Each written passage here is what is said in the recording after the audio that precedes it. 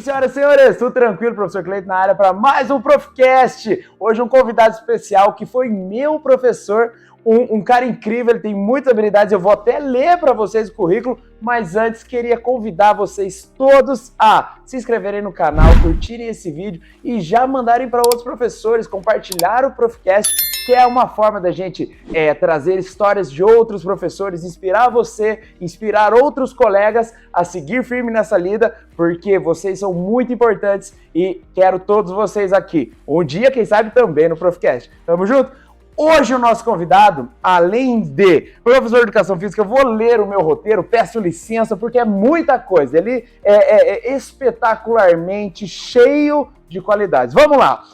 Professor Ricardo Rosa, ele é filho da Dora Didi do seu Orestinho, fique claro bem isso. Professor de Educação Física desde 1997, é também professor de ensino superior, não apenas de escola, rede pública e privada, mestre em Educação Física, doutor em Educação, marido da Flávia, corredor de rua, atleta menino, experiências em políticas públicas de esporte e lazer, palestrante e dinamizador de grupos. Mas o que eu não contei ainda é que ele é um poeta. Professor Ricardo, seja muito bem-vindo ao Profcast. Uma honra, um prazer inenarrável tê-lo aqui, presente essa tarde aqui comigo. Espero que esteja feliz também, como eu estou aqui na sua presença. Professor Ricardo. Obrigado, professor Cleiton. Como eu digo em sala de aula, sensacionível. Sensacionível. Mistura de sensacional com incrível, poder estar com esse fera aqui, professor Cleiton, que eu tive a honra de conhecer em 2013, quando a turma dele foram meus cobaias, na minha primeira turma, né, no ensino superior. Foi. Aí, especificamente na Educação Física, embora anteriormente essa data já trabalhasse também no ensino superior, mas com a Educação Física. Né, a tua turma, eu digo, foram uns queridos cobaias, mas foi uma experiência incrível. Foi e mesmo, dessa experiência, Ricardo, hoje nós temos vários profissionais bem bacanas aí atuando na área. Sim. E, acima de tudo, eu destaco você. E poderia parecer demagogia, porque estou sendo entrevistado aqui pelo Cleiton, mas não é. Quem conhece você e quem não conhece e vai ter a oportunidade de conhecer, não vai saber do que eu estou falando, da tua história, da tua dedicação, de amor à educação. Pô, que isso, fico lisonjeado. E o exemplo de estarmos aqui hoje, vocês não fazem ideia, né? Quem está nos bastidores, aqui a estrutura que esse cara tem, esse profissional de Educação Física tem, aqui um estúdio, gente, é um estúdio, vou falar para você, é um estúdio, sério, é um estúdio, esse cara é fera. Cleiton, vamos bater aquele papo agradável aí. Com certeza, muito obrigado pelas palavras, Ricardo, com certeza.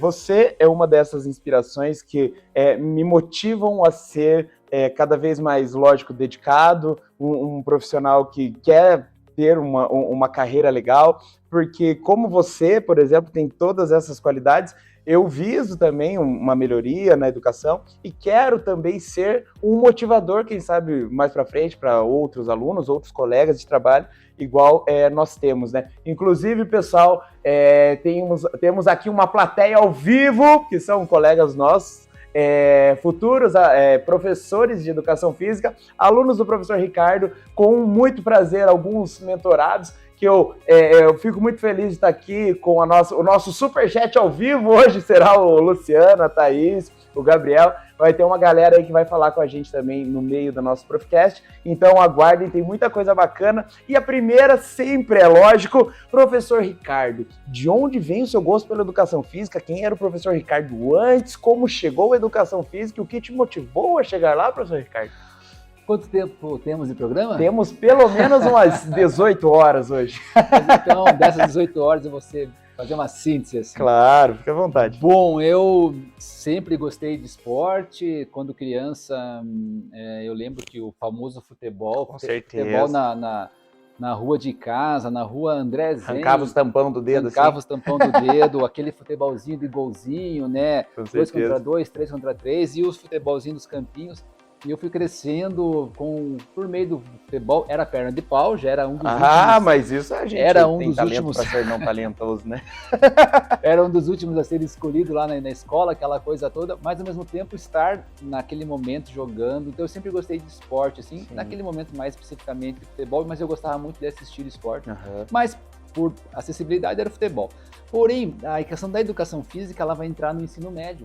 Aí você chega no ensino médio, você começa a pensar, poxa, Eu estou no primeiro ano, daqui a pouco segundo, e aí no terceiro ano eu pensei, poxa, o que eu vou fazer, né, no vestibular? Depois daqui, o que vem? Aquela coisa toda, o que vem? Então, passa muitas coisas na tua cabeça. Mas, quando eu tinha ali, por volta dos meus 15 anos, eu descobri o voleibol. Ah, que legal. Com toda essa altura aqui, 1,90 m, não, 1,72 m, eu descobri o voleibol. E eu treinava na equipe de voleibol lá em São José dos Pinhais, era levantador pela altura, era gordinho, né? Então levantador... Você também veio dos gordinhos? Eu também. Eu fui dos gordinhos até os 19 anos, depois que eu emagreci. Mas, então eu treinava voleibol na cidade, no ginásio de esportes Ney Braga, treinava vôlei. Eu adorava estar lá no ginásio, eu adorava acompanhar o meu técnico de vôlei, adorava. Terminava o treino, não terminava para mim. Então tinham outros, as meninas vinham treinar, os mais velhos vinham treinar. Você ficava lá? E eu ficava lá, eu ficava ajudando, assim, legal. O professor Christian, irmão do professor Davi Mastini, do Colégio Bom Jesus. Caramba, professor Davi, queremos você aqui também, professor Davi. Que legal, o irmão do professor Davi também é professor da Educação Física? Também. Pô, vou fazer um podcast da família da Educação Física, eu vou chamar os dois. Isso. Pô, show de bola, que legal, não sabia. Com o professor Davi, né, nosso amigão, o qual, inclusive, receba aqui o meu abraço, o Davi, meu padrinho de casamento, aliás. Pô, que show de bola. Inclusive, o Davi é o meu coordenador de Educação Física na escola que eu trabalho. Então, temos o prazer de conhecer o professor Davi muito bem, um grande profissional, né, professor? Como você trabalha com os eventos de uma forma magnífica na organização e tudo mais, a gente já vai falar sobre isso daqui a pouquinho. Desculpa, pode continuar, porque o professor Davi merecia um tempinho para ele aí. O Davi é um ser humano ímpar, todos somos, mas ele é um ser humano sensacional, assim, incrível. E ele me ajudou muito na minha carreira enquanto profissional. Eu conheci o Davi por meio do Christian, que é irmão dele. A tua entrevista com o Christian vai ter que ser, né, online, porque ele está lá, tá na Espanha, né, ele é profissional de educação física lá, atua com vôlei de praia. E nas Ilhas Canárias, né? Que está mais perto da África, mas que pertencem à Espanha. E, então ele está por lá já uma longa data. Educação física e geografia andam juntos. Exatamente. E aí eu, enfim, voleibol, acompanhava os treinos. Vem chegando primeiro ano, segundo ano, terceiro ano, e agora? O que eu faço? Né? Termino o ensino médio, a gente, né, quer procurar algo, eu sempre gostei de estudar também. Eu sou oriundo da escola pública. E aí eu lembrei de um professor, olha que incrível. Eu lembrei de um professor, duas pessoas me incentivaram, assim, me inspiraram a fazer educação física, né? Várias, mas duas, assim, o Christian, lógico, e eu tive um professor que ministrou a disciplina de educação física, mas ele era formado em história. Ele não era por formação de educação física. Por quê? Porque no estado, isso foi em 1992... Existiam muitas coisas de substituição, assim, quem tá ali pode vai trabalhar. Não tinha professor, a vaga estava em aberto, e o cara foi lá dar aula, como eu já dei aula de ciências. Sim. É verdade. Mas ciências relação, do ladinho, né? Nosso também, né? Eu gosto bastante. De vez em quando eu entro na sala lá, o professor tá falando sobre neurônio, tá falando sobre alguma coisa de célula, coisas humanas, assim, eu sempre dou um feedbackzinho relacionado à nossa área para os alunos. Professor, você é professor de ciências? Eu não, só sei um pouquinho disso aqui porque eu já estudei, porque é perto da gente, né, da nossa área. São áreas correlatas. Sim. E aí eu, então... tive aula com o professor Geraldo de História, e assim, incrível. Eu lembro que ele tinha o apoio de um colega da Educação Física, mas ele foi o primeiro professor de Educação Física que eu tive no Fundamental, né, no Fundamental 2, principalmente, mas foi no médio que eu fui ter uma Educação Física mais acolhedora, que valorizava as diferentes perspectivas dos alunos, principalmente dos alunos que acabavam ficando excluídos nas atividades esportivas. E ele começou a ele trouxe uma outra perspectiva da educação física, e aquilo me chamou muita atenção. Inclusive, na minha tese de doutorado, eu falo um pouquinho dele no prólogo que eu criei, né? O paradoxo, alguém que não era da área, que foi capaz de trazer elementos humanos que fizeram olhar para a educação física de uma forma mais, aqui realmente é uma área de estudo, é uma coisa que pode me levar para frente, que me dá um novo paradoxo da vida, né? Eu acho que assim, muita gente tem medo do ensino médio, né, Ricardo, de dar aula para o ensino médio, e o quão importante, significativo a gente pode ser para alunos do ensino médio, né, Ricardo? Estar com essa moçada do ensino médio, eu aprendi muito. O ensino médio, né, na educação pública e privada, me ensinaram a desenvolver a escuta ativa. A qual eu venho treinando, né, que é necessário. Claro. Venho prestando atenção mais nela. Por quê? Porque nessa faixa etária, os alunos tendem muitas pessoas no senso comum, né? Os alunos batem de frente e tal. Ninguém gosta de ser constrangido. E aí eu fui entendendo que com o aluno do ensino médio, eu precisava ter conversas. Uma relação. Para eu chamar atenção, eu precisava chamar atenção de uma maneira em que ele entendesse o porquê daquilo, de preferência em particular, e que eu ajudasse ele a refletir o porquê que eu estava com ele naquele momento, o que aconteceu que naquele momento eu precisava estar com ele, qual foi a pisada na bola, colocando assim, e o que nós podemos fazer daquilo em diante. Então não era uma chamada de atenção na frente de todo mundo, porque isso não funciona, cria um conflito entre a pessoa, entre o professor e o aluno, entre a turma, e o ensino médio me ensinou isso. Através do erro, porque muitas vezes cometi esse erro de expor. E o ensino médio também ensinou a tratar o estudante, essa pessoa, esse ser humano, de uma maneira um pouco diferente. Não melhor nem pior, com necessidades diferentes. E aí, quando eles iam me dando feedback, assim, não necessariamente com as palavras, mas eles me diziam, professor, obrigado por essa oportunidade, obrigado por essa chance. Dizer na bola mesmo, não era isso que eu queria fazer, mas valeu, professor. É aquele negócio, né? Quando o aluno chegou, o professor foi mal.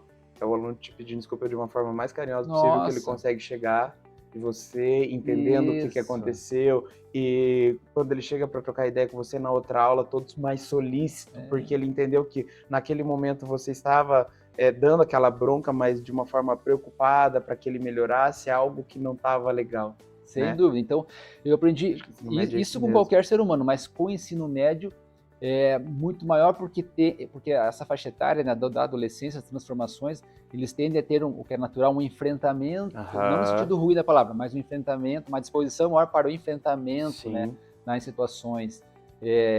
Então, até por se defender, por medo do que não vem, então, da exposição na adolescência, que comparado com uma criança é muito pior.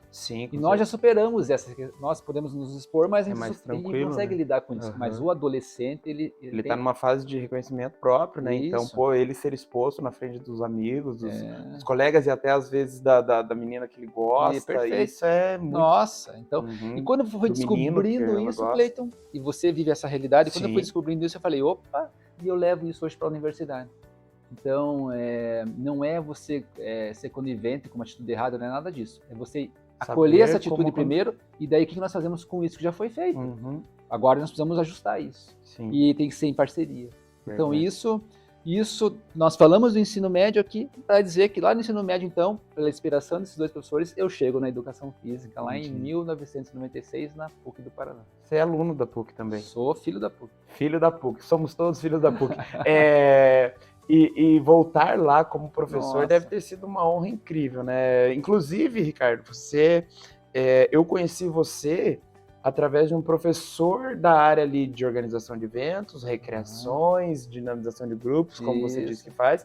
E até ali para mim, o professor Ricardo trabalha com recreação e tal, é talentoso. Inclusive é uma das coisas que eu tenho dificuldade, confesso, de trabalhar com a recreação, mas eu acho incrível, acho muito legal para trabalhar tanto dentro de sala de aula como no evento. É gozado você falar isso aqui, porque vocês que veem o Cleiton nas câmeras e vocês que já foram alunos, olha, é gozado porque não me parece isso. Exato, sabe? Então é uma coisa que eu me esforço para quando preciso fazer, tentar fazer de uma forma muito boa, porque não é uma facilidade para mim, sabe? Como às vezes estar aqui falando para a TV, para a câmera, não sei o quê, para me fantasiar os negócios, mas para trabalhar a recreação eu tenho que colocar alguma coisa significativa, assim, sabe? Porque a gente vê aulas, tipo, que é uma brincadeirinha, mas aulas que tem um porquê daquela brincadeirinha. Então essa é o meu lance com a recreação. Se for para fazer, é para ter uma coisa legal, sabe?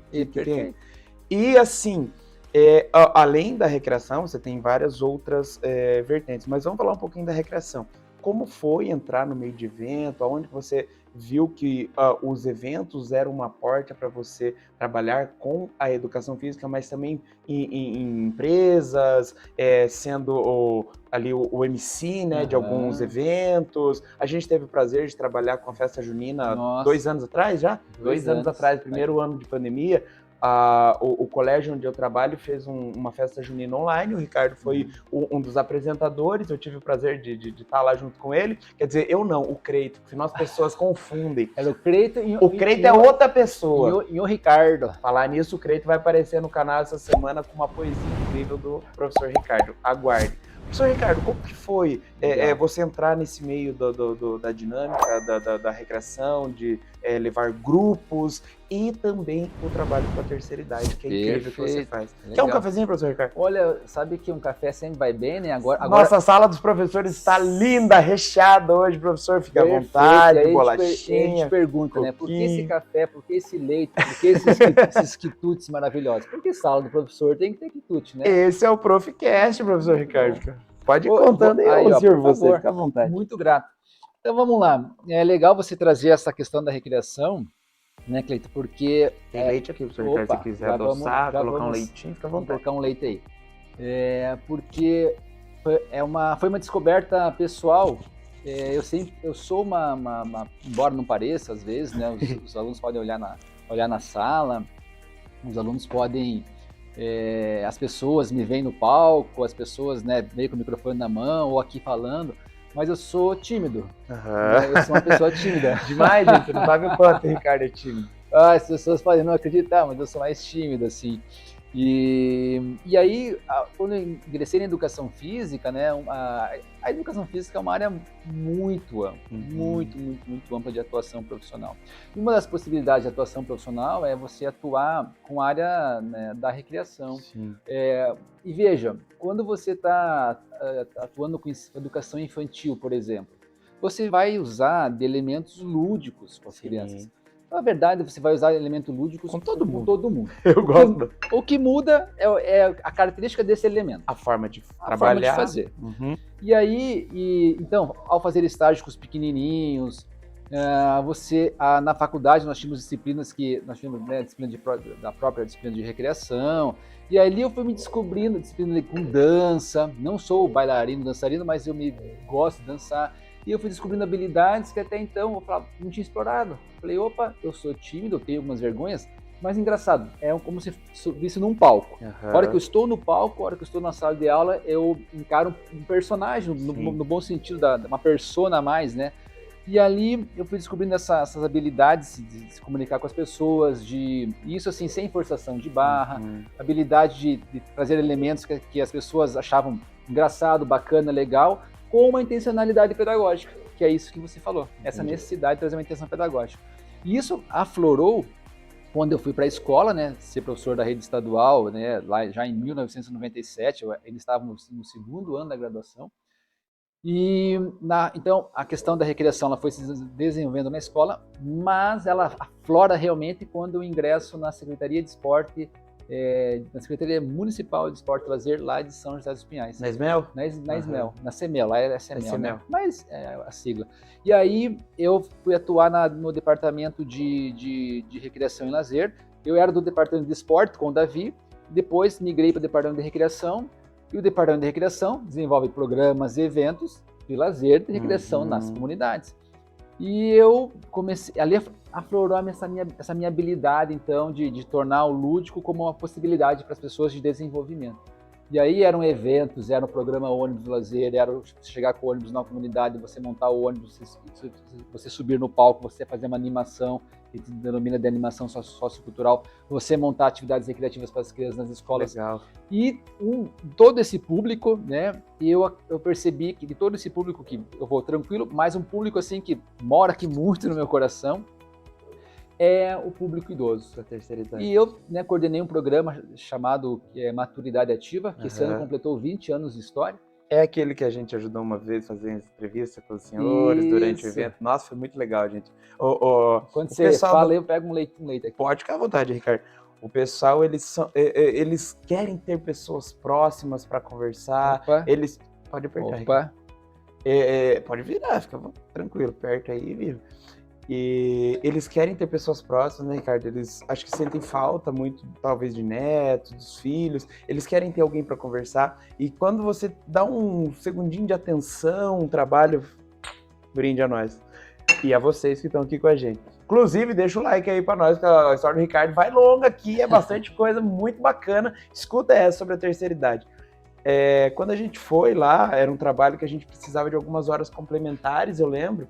E o Ricardo abriu uma porta para a gente conseguir essas horas, fazendo algumas entrevistas durante o evento que ele ia fazer lá em São José dos Pinhais, inclusive, lá no Ney Braga, né? Isso, ginásio. E foi muito legal o retorno que as senhoras, e tinha bastante homens também no meio do grupo, que a gente pensa, é o grupo das senhoras do tricô, e nossa, você tá maluco! Eles faziam coisas que eu e você com certeza teríamos dificuldades nas brincadeiras, e super animados. Foi uma coisa muito legal que hoje eu penso, se eu for trabalhar um pouquinho fora da escola, assim, por exemplo, eu tenho vontade de trabalhar com a terceira idade, porque aquilo lá me marcou muito. Foi uma das coisas na faculdade, assim, dentro da tua matéria, inclusive, que me inspirou bastante, e é um outro olhar, sabe, fora da escola, onde que eu teria um retorno muito legal, que se aproxima às vezes até da educação infantil, né, daquele retorno que o aluno pequenininho te dá, o pessoal da terceira idade também dá pra gente. Pode falar, Ricardo. Desculpa eu te interromper, porque não, veio aqui e eu falei, nossa, eu preciso comentar. Que bom você lembrar disso. Com certeza, não tem como esquecer. Esse registro.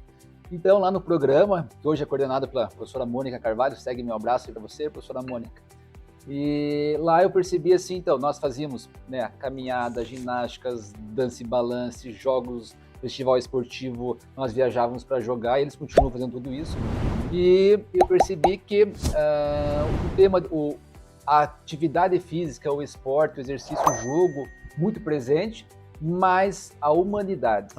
O abraço, o olhar, o sorriso, a escuta ativa, e você falou bem, existe uma síndrome, né, muito conhecida chamada síndrome do ninho vazio, que acomete muitas, principalmente as mulheres da atual geração, as vovós da atual geração, em que os filhos crescem, voam, né, não moram mais ali com o pai e com a mãe, muitas ficam viúvas, então elas sentem que o ninho ficou vazio.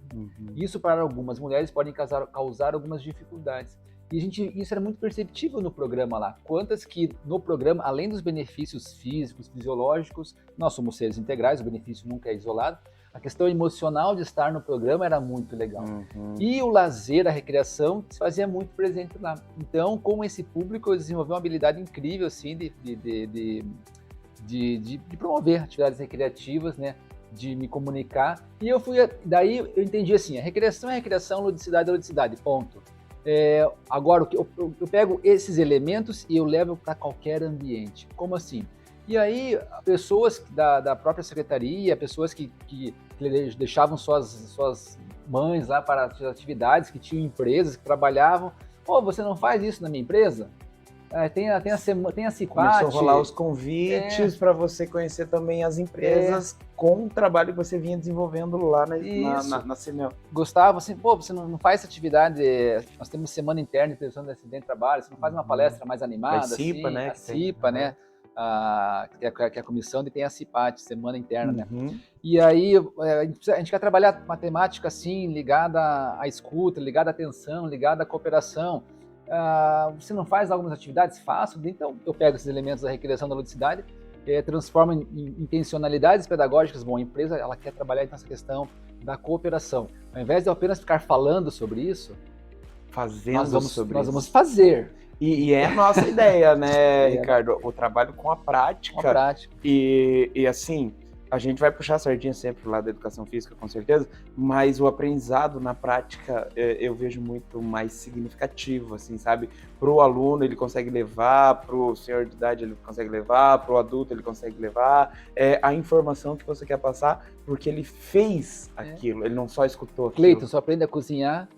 Cozinhar? Você pode fazer curso de culinária, o que é bem bacana.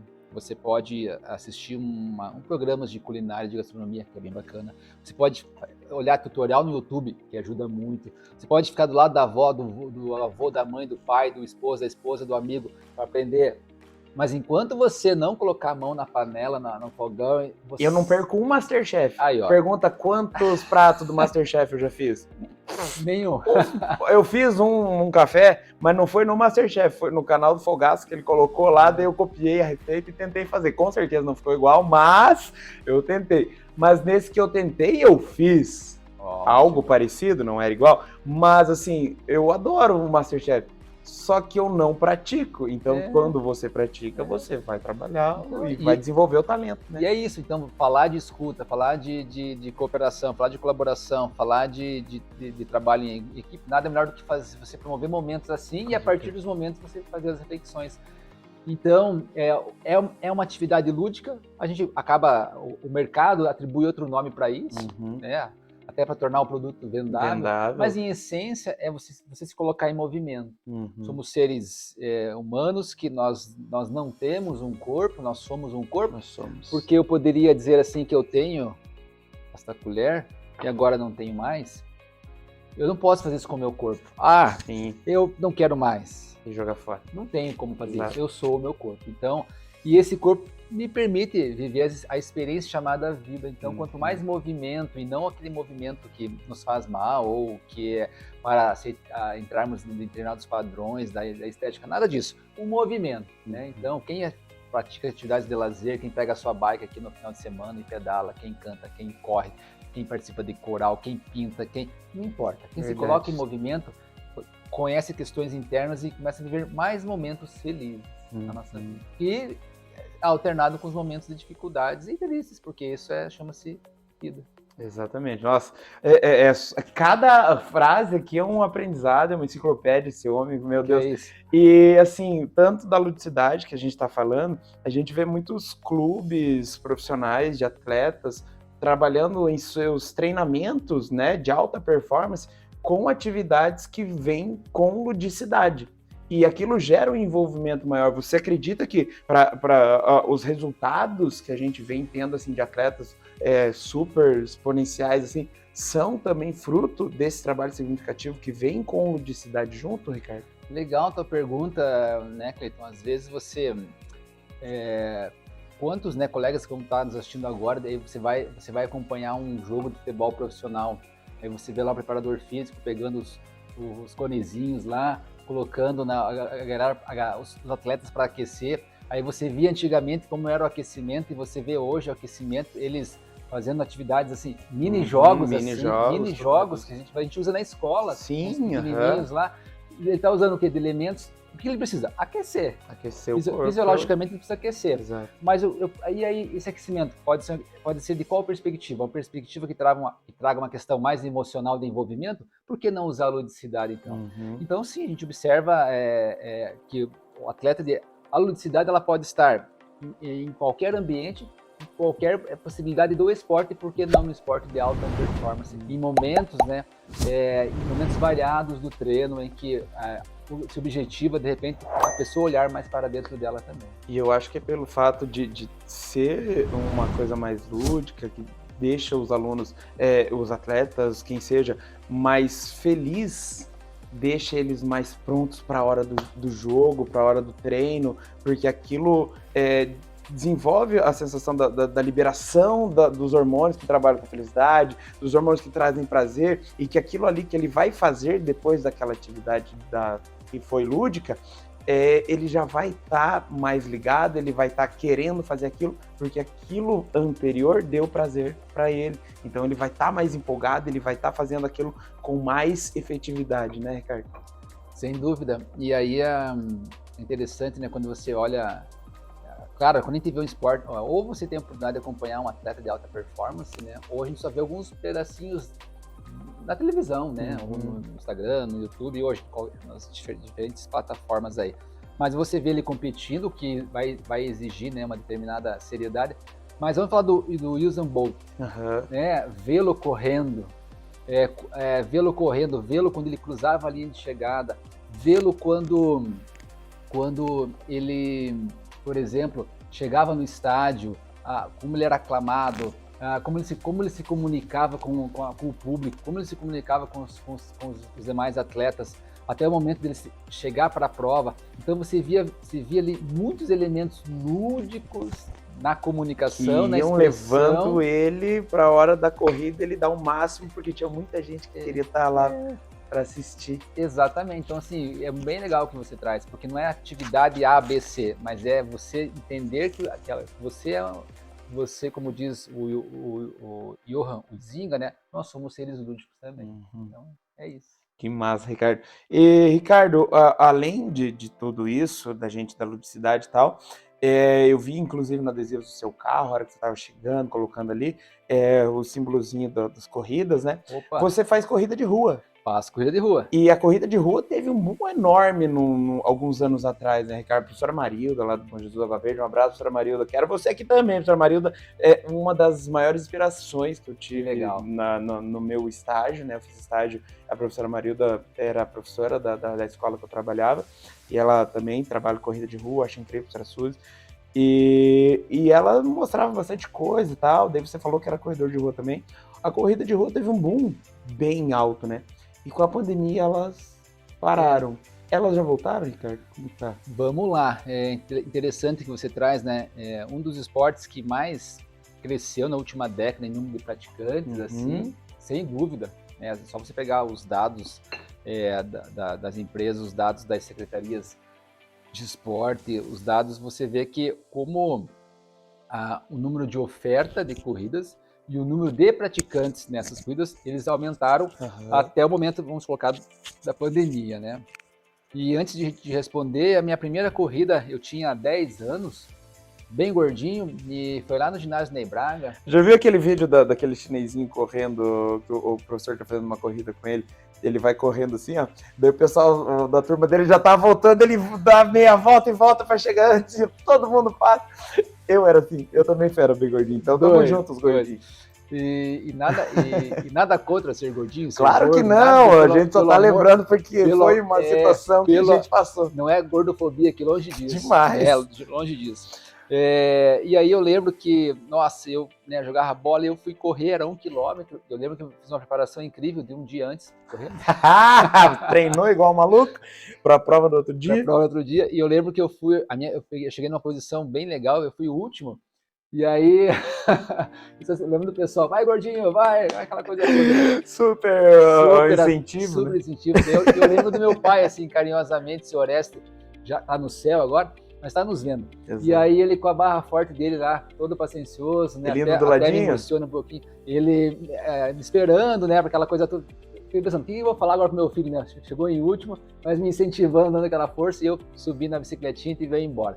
Então, minha história com a corrida, ela começa ali, mais efetivamente mesmo, quando eu fiz 19 anos, que eu comecei a cuidar um pouco mais do excesso de comida mesmo, né? Eu ia até perguntar, foi por conta de cuidados da saúde que você entrou também, ou por performance, ou os dois? Eu, nessa fase de 19 anos, eu trabalhava no antigo Atlético Clube de Campo, onde hoje fica o Parque São José. Sim, sim. Para quem não sabe, ele era um clube social, um clube sócio-recreativo do Atlético, piscinas, aquela coisa toda, né?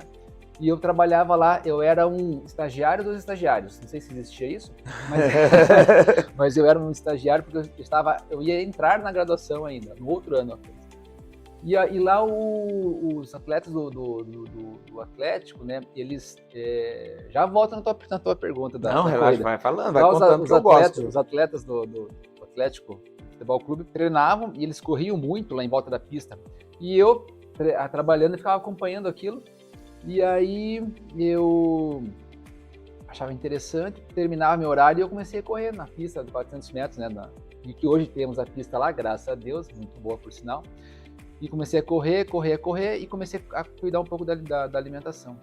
E, nossa, assim, em um mês eu eliminei bastante peso. Então, primeiro mês, segundo mês, terceiro mês, eu comecei a eliminar bastante peso. E ali, quando eu emagreci bastante, e eu treinava voleibol, que eu falei, competia.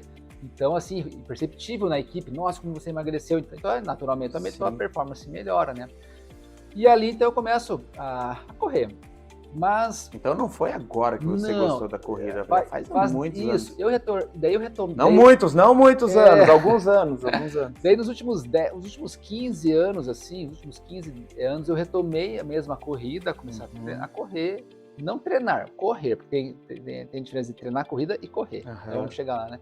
Eu comecei a correr, comecei a participar de algumas provinhas, né? Sim, Curitiba, principalmente. Eu trabalhei bastante em corridas de rua quando eu fazia faculdade, né? Porque a gente precisava ali de fazer um dinheirinho. Lá no Tarumã tinha sempre. E além do aprendizado, né, Cleiton? Claro, com certeza. Todo o esquema de organização de evento. A gente ia 4 horas da manhã para abrir os gelo, colocar as águas, colocar as placas, ser os staffs, né, das corridas. E então, aí nos últimos 10 anos eu venho correndo, né? Minha esposa também tomou gosto pela corrida.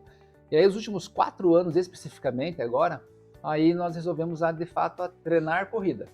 Né? Então, porque uma coisa é sair correr, o que é, se você não tem nenhuma questão, algo que seja contrário à tua prática, que possa fazer mal, então corra, se movimente. E aí eu comecei a treinar corrida no estúdio da Acesso Core. Meu abraço ao Edson Bortolassi, né? Professor Edson. Professor Edson, queremos vocês aqui. Peguei isso do Danilo Gentili. Todo mundo que fala assim, eu quero você aqui. O Proficast tá começando, então tem muita vaga pra galera aí, muita gente boa que pode vir dar os seus relatos, né? Com certeza vai ter história bacana. E daí também, né, comecei com o Edson lá. Atualmente o estúdio não é mais Acesso Core, né? Ele tá fazendo mestrado, então teve que optar por questões profissionais. E hoje eu treino eu e minha esposa, a Flávia, treinamos na Physics Studio, mas com o mesmo professor, com o Raul, que desde a época já era funcionário da Socor, hoje ele é proprietário da Physics Studio. E aí aí realmente eu comecei a treinar corrida, com planilha, aí você vê a diferença, então, da tua performance, do teu tempo. Quando você quer isso, ninguém é obrigado a fazer isso, mas quando você quer. E aí, daí em 2019, eu fiz a maratona de Curitiba, corri os 42 quilômetros. Caramba! Porra, que sensacional! Muito, uma sensação incrível. E o ano passado eu fiz a maratona, em novembro do ano passado, eu fiz a maratona de Florianópolis, indescritível também, muito, né? Legal. O local. Correr na orla. Correr lá perto enfim, na orla mesmo. Melhorando o tempo, assim, você chegar, né, você cruzar. Eu acho que essas vitórias de tempo, né, que tem as corridas de rua, as corridas de resistência, ou mesmo corridas curtas que você trabalha contra você mesmo, e seu tempo, cada milésima é sensacional, a sensação de vitória que você tem, né, Cleiton, motivador. Legal você falar isso. Eu falo por conta do atletismo, quando a gente trabalha com conteúdo de atletismo na escola, como os alunos se empolgam quando eles melhoram os próprios resultados. Então isso é sensacional. Legal o que você está falando, porque a corrida ela me ensinou várias coisas. Até eu fiz um post no Instagram, acho que faz uns 2 meses, sobre... Qual que é a sua roupa, professor Ricardo? Prof.ricardo.rosa. Eu vou deixar aqui na descrição, mas você já pode entrar aí pelo seu celular e seguir o professor Ricardo. Ele posta muita coisa legal, muita coisa inspiradora, motivadora e as poesias que a gente vai conversar daqui a pouco. Legal. E aí, uma das coisas que a corrida me ensinou, assim, você aprende isso em outros momentos, mas a corrida, a mim chegou por meio da corrida. A gente tende a se comparar, né, Cleiton? Sempre. Você tem que ser o melhor, você tem que... Daí a corrida me ensinou que você tem que ser o melhor de si mesmo. A melhor versão de você mesmo. Perfeito, a melhor versão de si mesmo. Então eu não posso me comparar com um atleta tal, com fulano. É uma comparação, boba, é infantil. Aí a corrida me ensinou então, aí eu me respeitar e me comparar comigo. Quando eu saquei isso, eu comecei a me frustrar menos e me valorizar mais. Com certeza. Então ela me ensinou esse aspecto, me ensinou que diminuir é importante, a respeitar meus limites, respeitar o corpo também, né? O corpo que eu sou, né? Exatamente. Parar é diferente de desistir. Diminuir diminuir a velocidade que fazemos as coisas na vida, às vezes se faz necessário. Então, assim, e como esses insights durante a corrida mesmo. Então, vira uma forma de reflexão sobre a sua própria vida, né? Muito. E aí você vê hoje muitas pessoas, e aí durante a pandemia nós tínhamos várias corridas virtuais, né? A pessoa se inscrevia lá, algumas eram gratuitas, outras não. Você se inscrevia e aí como que fazia para comprovar teu tempo, né? Então, ou com o relógio ou com o celular. Eu me inscrevi na corrida do Proficast Cleiton, vai ser 5 quilômetros. Então eu corria lá e eu poderia fazer um print da minha tela né, e mandava para você comprovando tal. Como não tinha a questão de premiação em dinheiro, não tinha questão não tinha de categorias, era correr, era uma maneira que as assessorias, que as instituições, né, que as organizações de corrida fizeram para manter as pessoas em atividade também. E também para conseguir obter vou querer sim, para conseguir obter algum lucro também, né, financeiro. Então, obviamente, obrigado. O vermelho ou o branco? Vou pegar o vermelho de beterraba. Isso aqui, ó, cookie de beterraba, cookie super de beterraba, natural, pessoal, cookie de beterraba. Então, muito bom. E aí, até 2019, nós, sem dúvida... Eu ia fazer uma piada infame, ainda bem que me segurei. Quem sai de carro, né, ou a pé mesmo, mas quem sai de carro em Curitiba, até o início da pandemia, todo domingo você encontrava pessoas correndo provas oficiais, era incrível. Então, 2, 3, 4 provas basicamente todo domingo em Curitiba. Com o advento da pandemia, obviamente, isso cessou. Agora as corridas estão retornando, né? Então você entra no calendário, né, da própria Secretaria de Esporte de Curitiba, de outras secretarias, no Instagram, né, das empresas que fazem corrida, elas precisam ter autorização, né, governamental para fazer a sua prova, mesmo sendo uma prova privada.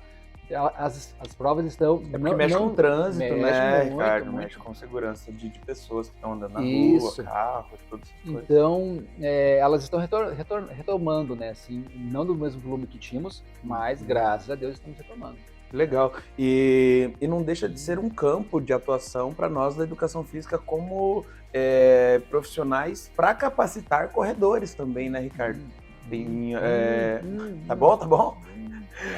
Outra coisa, pessoal, se você tem uma panificadora e quer patrocinar o Profcast, ter aqui o nome da sua panificadora presente na nossa gravação por enquanto, quem sabe logo mais ao vivo, entre em contato com o Prof. Cleiton, eu vou deixar o e-mail aqui na descrição também, e a gente entra em contato, faz uma parceria, coloca o nome de vocês, divulga a sua empresa, e se você não é da panificadora, de outras coisas também, roupa, a gente faz um bem bolado com todo mundo. Então, se você quer patrocinar o Profcast, fique à vontade, entre em contato com o Prof. Cleiton, vou deixar meu e-mail aqui na descrição, e a gente conversa numa possível parceria aqui no Profcast, não é, professor Ricardo? Vale a pena, viu? Tudo então, vale a pena quando a alma não é pequena, vamos, então bora lá. Outra coisa, professor Ricardo, a gente está falando de políticas públicas, né? No caso ali, para você conseguir fazer a corrida de rua, você tem uma especialização incrível dentro dessa área. Tanto é que o mestrado e o doutorado têm relação com essa parte, né? De tanto as políticas públicas, organização de eventos, tudo eles se encaixaram para o seu estudo, tanto no mestrado quanto no doutorado, né? Você podia contar um pouco mais como é que foi? Claro. Eu tenho vontade de entrar em alguma coisa para fazer um mestrado, eu flerto um pouquinho com a educação de ensino superior, então é um passo que eu preciso dar também, quem sabe daqui uns 2, 3 anos. Opa. Então eu quero aprender um pouquinho, sabe? Conta como é que foi, como é que é estudar um doutorado, como foi a sua base de estudo, o campo que você estudou. Bacana, então vamos lá. Como que isso inicia, né? Então eu já era profissional formado, atuava era professor de escola, de ensino básico, público e privado, e ao mesmo tempo também trabalhava na Secretaria de Esporte lá em São José dos Pinhais. E eu comecei a perceber o que é esse mundo, então, da prefeitura que oferece programa, que oferece atividades, o que é isso? E como eu sempre gostei de estudar, eu fui descobrindo que tudo isso é um ramo da ciência política, denomina-se políticas públicas, que na prática, né, são ações do Estado, do governo, seja ele federal, estadual, municipal, e ações desse governo, dessa esfera, para a população. Então, são ações na área do esporte, do lazer, da atividade física, exercício para a população. Então, nós temos, né, exemplos de estruturas burocráticas, o Ministério da Cidadania, dentro do Ministério da Cidadania nós temos a Secretaria Nacional do Esporte, temos a Paraná Esporte, vinculada à Secretaria de Estado de Educação aqui no Paraná, temos as secretarias municipais. E muitas empresas, então, que cuidam são instituições públicas. Instituições públicas, né? Não é empresa, né? Isso. Então, tá.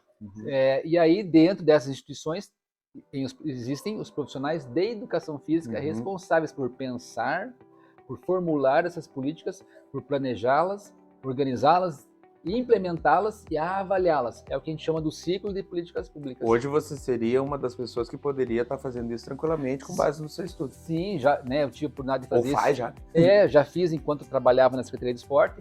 Hoje eu tenho a grata satisfação de trabalhar, administrar disciplinas de políticas públicas em educação física, né, na PUC do Paraná, onde nós trabalhamos então essa perspectiva e desenvolvemos nos estudantes então esse olhar para a importância desses programas públicos de atividade física. E aí então, para entender isso, eu conheci o programa de mestrado na Universidade Federal do Paraná, na linha de pesquisa Sociologia do Esporte. Dentro da Sociologia, área de Ciências Humanas do Esporte, existia uma linha de pesquisa das políticas públicas orientadas pelo professor Dr. Fernando Marinho Mesário, que hoje é pró-reitor da Federal. Um abraço. Um abraço, professor Mesário, né? Hashtag sou teu fã, você sabe disso. Sempre. E é um dos grandes acadêmicos, mas acima de tudo incentivadores, né, das políticas de esporte no Brasil. Dirige o Instituto de Inteligência Esportiva. Vocês podem procurar no Instagram aí, né? Tem no site também, Instituto de Inteligência Esportiva. É um instituto bem legal, coordenado por ele, que faz pesquisas na área das políticas públicas. É hoje a maior referência no Brasil, esse instituto, para trazer dados, né? É o BI, né? O BI, aí os dados aí das políticas públicas no Brasil. E eu fui estudar, então, se a Política Nacional do Esporte, ela impactava nos municípios. Eu fui pesquisar, né, legal, tem relação com a minha próxima pergunta. Eu fui pesquisar de 2009 a 2011, eu pesquisei 3 municípios aqui da região metropolitana, o quanto aquilo que era pensado lá em Brasília tinha seus desdobramentos ou não, se tinha como, e se não, né, entendeu por quê, na esfera local, na esfera municipal. E aí, então eu estudei essa perspectiva, né, então a gente percebeu na dissertação do mestrado que, infelizmente, diferente de outras áreas, por exemplo, ligada à área da saúde, ligada à área da educação, ligada à área da assistência social, existe um alinhamento, quando nós falamos em saúde, assistência social e educação, existe um alinhamento entre MEC, os estados e os municípios. No esporte, isso ainda é muito frágil. Eu tinha uma pergunta próxima, era eu até olhando para as políticas públicas, tanto do Brasil quanto as que você estudou, o quanto que o Brasil ainda precisa evoluir para nós chegarmos o próximo de um ideal, assim, com relação às políticas públicas para esporte lazer, para evento, essas coisas. Tua pergunta é da outra tese de doutorado, né? Então, aqui era mais ou menos porque eu falei, ele deve ter estudado e tem curiosidade sobre isso, deve saber, vamos lá. Legal, muito bom. Então, quando a gente faz comparações, né, entre países, a gente tem que sempre tomar o cuidado de fazer uma comparação contextualizada. Por quê? Primeiro, e justa, né? É justa e contextualizada, porque vamos comparar o Brasil com os Estados Unidos. São modelos de sociedade diferentes. E aqui não quero colocar melhor, pior. São modelos de sociedade diferentes. Culturas diferentes, história diferente. Nos Estados Unidos você não vai encontrar, basicamente você não vai encontrar uma relação do governo direcionando ou coordenando as políticas públicas. Não, você vai ver instituições privadas, associações e instituições privadas cuidando disso. No Brasil, Canadá, Austrália, por exemplo, é melhor nós compararmos Brasil com Canadá e Austrália, que tem um modelo mais próximo da relação do Estado, do governo para com as políticas públicas, então. E aí, o que nós, uma linguagem muito simples, assim, nós precisamos estudar mais essa área, sem dúvida, mas nós precisamos que um sistema de esporte, por exemplo, Sistema Único de Saúde, Sistema Único da Assistência Social, ao sistema educacional. Nós precisamos, para minimizar essas diferenças, né, que existem nos estados, nós precisamos, então, que existe hoje tramitando no Congresso, né, já foi aprovado no Senado, inclusive, foi aprovado no Senado, uma lei, né, que institui um Sistema Nacional do Esporte. E existindo esse sistema, então, o governo federal, né, com um diálogo com os governos estaduais e os municípios, eles vão ter um alinhamento, né, dos papéis de desenvolvimento do esporte na sociedade. Então, quando a gente olha, por exemplo, né, para Jogos Olímpicos, Paralímpicos, financiamento esportivo, você vai encontrar em alguns centros no Brasil, nos grandes centros, isso mais desenvolvido, mas em outros locais, uma demanda uma demanda em relação a isso. Então nós precisamos que esses sistemas de estudo sejam mais desenvolvidos na academia, na universidade, porque hoje nós temos no Paraná 399 municípios. Quantos desses municípios têm uma secretaria de esporte? Quantos nessas secretarias são profissionais de educação física? Sim. E eu que me formei em educação física, que conhecimento eu tenho sobre isso? Então, estudar é o primeiro ponto. Sim. E a partir do momento que nós conseguirmos ter esse alinhamento, esse sistema pensado, qual é o papel de uma prefeitura? Qual é o papel de uma prefeitura em relação ao esporte, lazer, exercício, atividade física para uma população? Qual é o papel de um clube? Sim. Qual é o papel de uma ONG? Qual é o papel de uma empresa? Às vezes isso tudo se mistura. Precisa ser uma engrenagem que anda junto. Precisa ser uma engrenagem. Então, assim, e aí a gente, às vezes, porque tudo isso precisa de dinheiro, sim, de financiamento. Já parou para pensar que agora, por exemplo, no bairro X tem uma unidade básica de saúde. Nessa unidade básica de saúde tem pessoas com doenças crônico-degenerativas lá que precisam de atividade física. Será que nessa unidade básica de saúde agora tem um profissional de educação física lá? O que não é uma realidade próxima em todos os lugares. Isso faz parte de uma política pública de esporte, de atividade física, de exercício físico. Então, a falta desse alinhamento. Então, discutir porque é um direito social, né, previsto na Constituição, colocado lá no artigo 217. Então, é um tema um pouquinho mais teórico, mais na discussão aqui, sim, mas quando você sai pela rua da tua casa, que equipamento público que tem no teu bairro que possibilita as pessoas a se exercitarem, as crianças brincarem por meio do movimento? Isso, ou... Parques, praças... Ou existe ou não existe. E se existe, isso funciona? Isso é avaliado? Tudo isso é o campo da política pública. E encerrando, no doutorado eu pesquisei as políticas públicas de esporte com foco na infância. Até o meu e-book tá ficando pronto, no próximo mês está pronto o e-book. Que legal, manda pra gente divulgar no canal, porque isso é muito importante também, a galera vai poder ter conhecimento com teoria e depois uma aula prática, que quase do professor Ricardo pra gente. A gente lançou o e-book. A gente fez um livro digital, né? Que bacana. Está sendo lançado lá pela editora de Maringá, pelo Clube dos Recreadores. Então, a gente está estudando as políticas públicas de esporte e o sistema de garantia de direitos da criança e adolescente. Essa relação, quanto o esporte, qual o papel do esporte nessa engrenagem, então, dessa garantia desse direito do movimento para essa criança, principalmente as crianças em condições de vulnerabilidade social.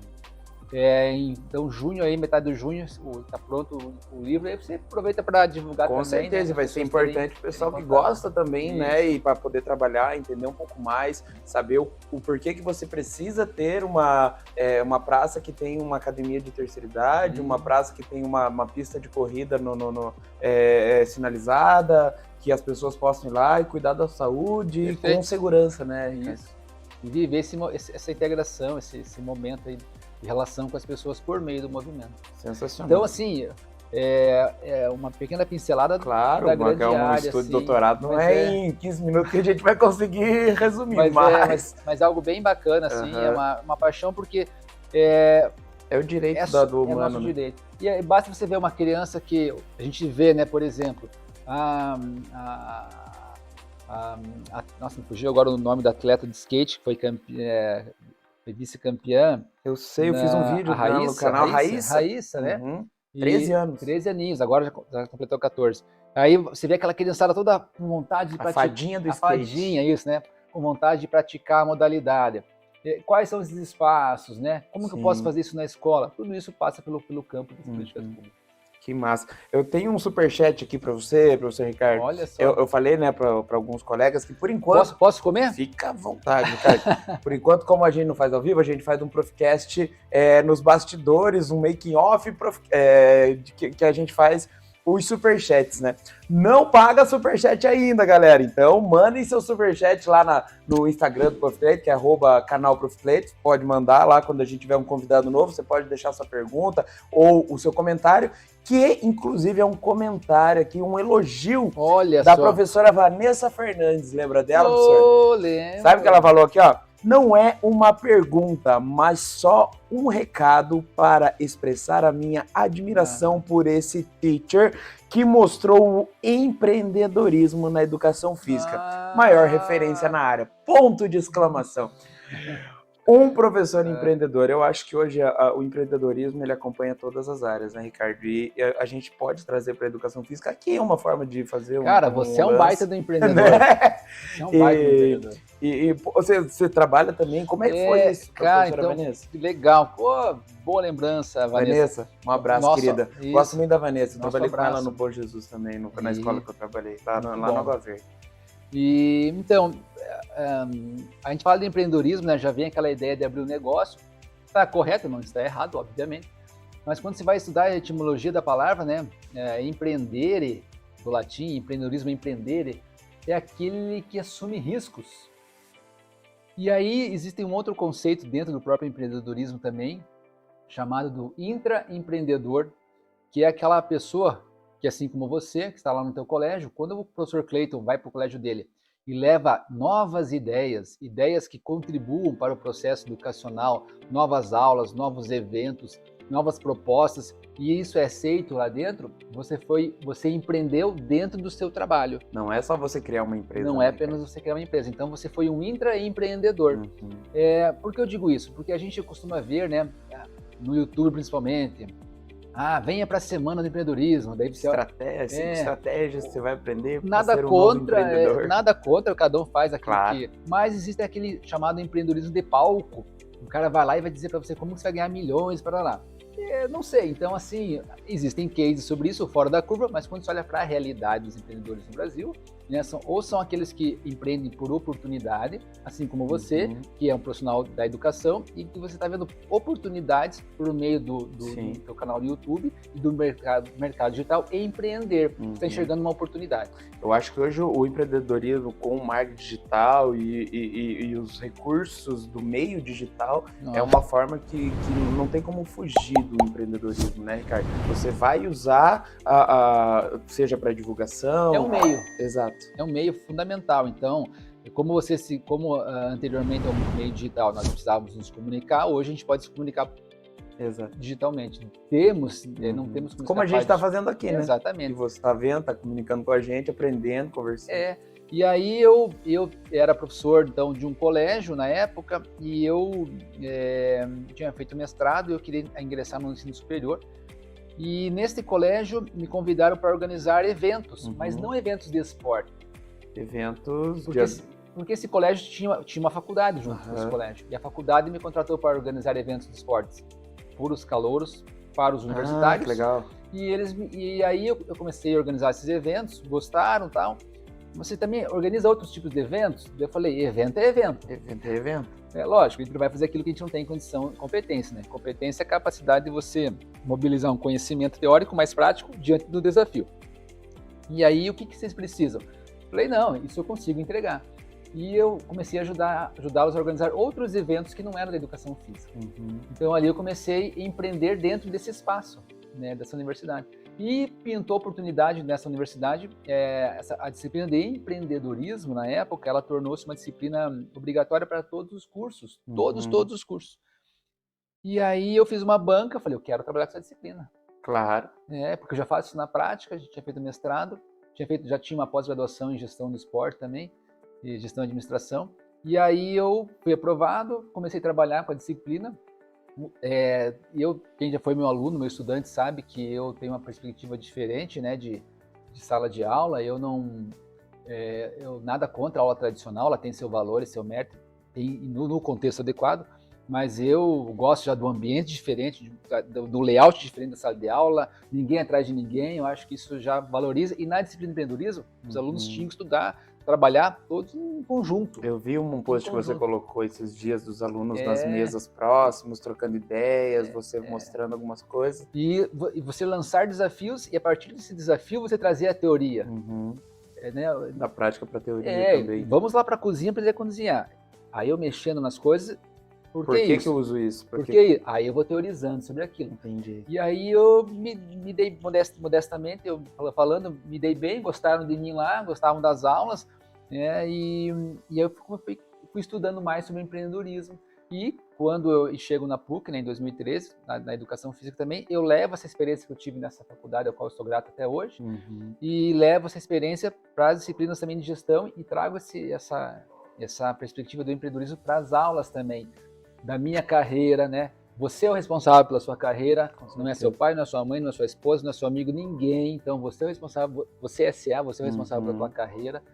E quando a gente tem a oportunidade de discutir isso com os estudantes, de uma forma transparente mesmo, colocando as dificuldades, né, da profissão, sem não enganando ninguém, mas trazendo pessoas, né, também para contar das suas carreiras, dos caminhos que elas fizeram, que elas traçaram. Então todo isso que eu aprendi lá, eu tento trazer uma linguagem mais que venha fazer diferença na vida dos estudantes, assim, daquilo que é possível para mim também, né? E eu tenho tido resultados positivos em relação a feedbacks positivos como esse da Vanessa. Vanessa é incrível, cara. A Vanessa, eu tive o prazer de trabalhar com ela ser acadêmica lá dessa escola, e ela é uma profissional exemplar, assim, tem desenvolvido um trabalho legal no futebol também agora, né? Muito bem, então, galera, agora eu vou chamar alguns convidados especialíssimos que são, inclusive, alunos do professor Ricardo, que estão acompanhando o nosso Profcast aqui ao vivo, professor Ricardo. Ficaram aqui com a gente, tem algumas perguntas muito legais. Quero começar com a Thaís, primeiro as damas, com certeza. Thaís, manda lá sua pergunta, professor Ricardo. Prof, você comentou seus desafios com o pessoal do ensino médio, né? Aí eu queria saber quais são nossos desafios com o pessoal da faculdade, né? Os estudantes universitários. Olha, que pergunta capciosa. Muito bom. Não, capciosa no sentido da brincadeira só, né, Thaís? Desafios com a galera da graduação.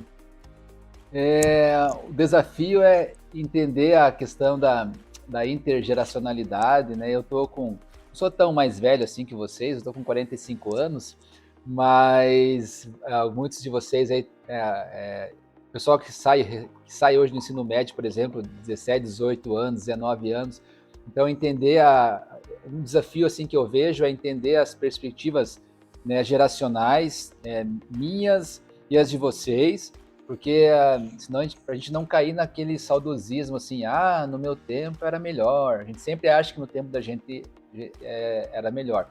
Obviamente que no meu tempo de graduação era um outro momento, era um outro contexto, eram outros desafios. E com o mundo digital, e a pandemia mostrou isso, então tentar fazer o exercício da empatia, mas empatia entendendo que quer se colocar no lugar do outro, mas ela é mais. Como assim mais? Ela é se colocar no lugar do outro, mas principalmente quando você não concorda com o outro. E aí, quando você vê vários alunos, imagina uma turma com 40 estudantes, com pontos de vista diferentes, qual é o meu papel lá? Eu vou conseguir atender todos os pontos de vista? Evidentemente que não. Eu tenho o meu ponto de vista. Então, o meu desafio diário, assim, é trazer aquilo que, por exemplo, a disciplina, a temática de estudo pede que se desenvolva, mas tentando levar isso de uma maneira que faça sentido para a maior parte dos estudantes. Então, eu sempre tive essa perspectiva de aquilo que eu trabalho com vocês em sala de aula, é que eu consiga fazer reflexões com vocês de que forma que isso pode contribuir na tua formação profissional. Então, esse para mim tem sido assim, o maior desafio com vocês. E também, outro desafio que eu vejo importante é mostrar que cada um de vocês tem potencial. Então, eu não tenho assim capacidade de motivar ninguém, mas eu tenho capacidade de usar alguns elementos para que você se automotive, certo? Então, esses são desafios que eu vejo no meu dia a dia na universidade. Assim, vocês são meus alunos e vocês sabem o quanto eu gosto de ser professor, de estar em sala de aula. O quanto algumas pessoas às vezes não entendem essa proximidade com os alunos, porque você vai perder o respeito. Eu acho que eu vejo, minha maneira, eu não conseguiria ser diferente.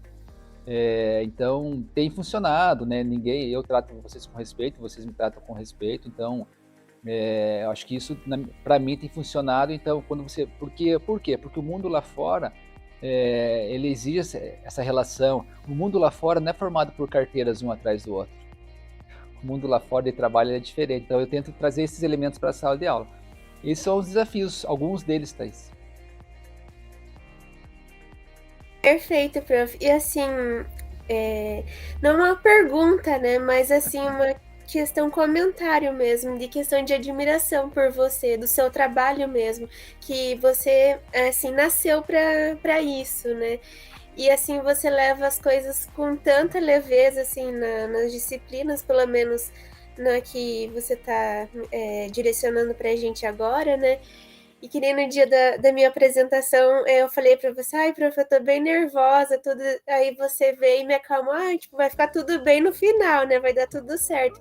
E eu acho que também é sobre isso, né? O professor incentivar o aluno, apoiar, dizer que no final vai dar tudo certo, que vai ser difícil no começo, mas no final tudo vai ficar bem, né? É legal que isso daí, porque assim, então você tinha um desafio ali. Esse desafio, eu gosto de usar muito a metáfora da montanha. Você tinha uma montanha para ser escalada, Thaís. Eu não poderia escalar por você. Nem teria esse direito e nem deveria fazer isso. Quem tem que escalar a montanha era você. O que eu posso fazer é usar instrumentos adequados para te ajudar a subir a montanha e até subir a montanha, quando possível, subir a montanha com você. Mas quem tem que subir essa montanha é você, e você subiu, você conseguiu. Então, e também assim, quando se colocar no lugar, como eu disse, né? Eu vivi isso, vivo ainda, mas vivi isso. E como que eu fui tratado, como que eu gostaria de ter sido tratado, quem que fez o mesmo por mim, então, acreditar no potencial. Então, obrigado, fico feliz, que bom. Eu que agradeço, prof. Gabriel, pode ficar à vontade, então.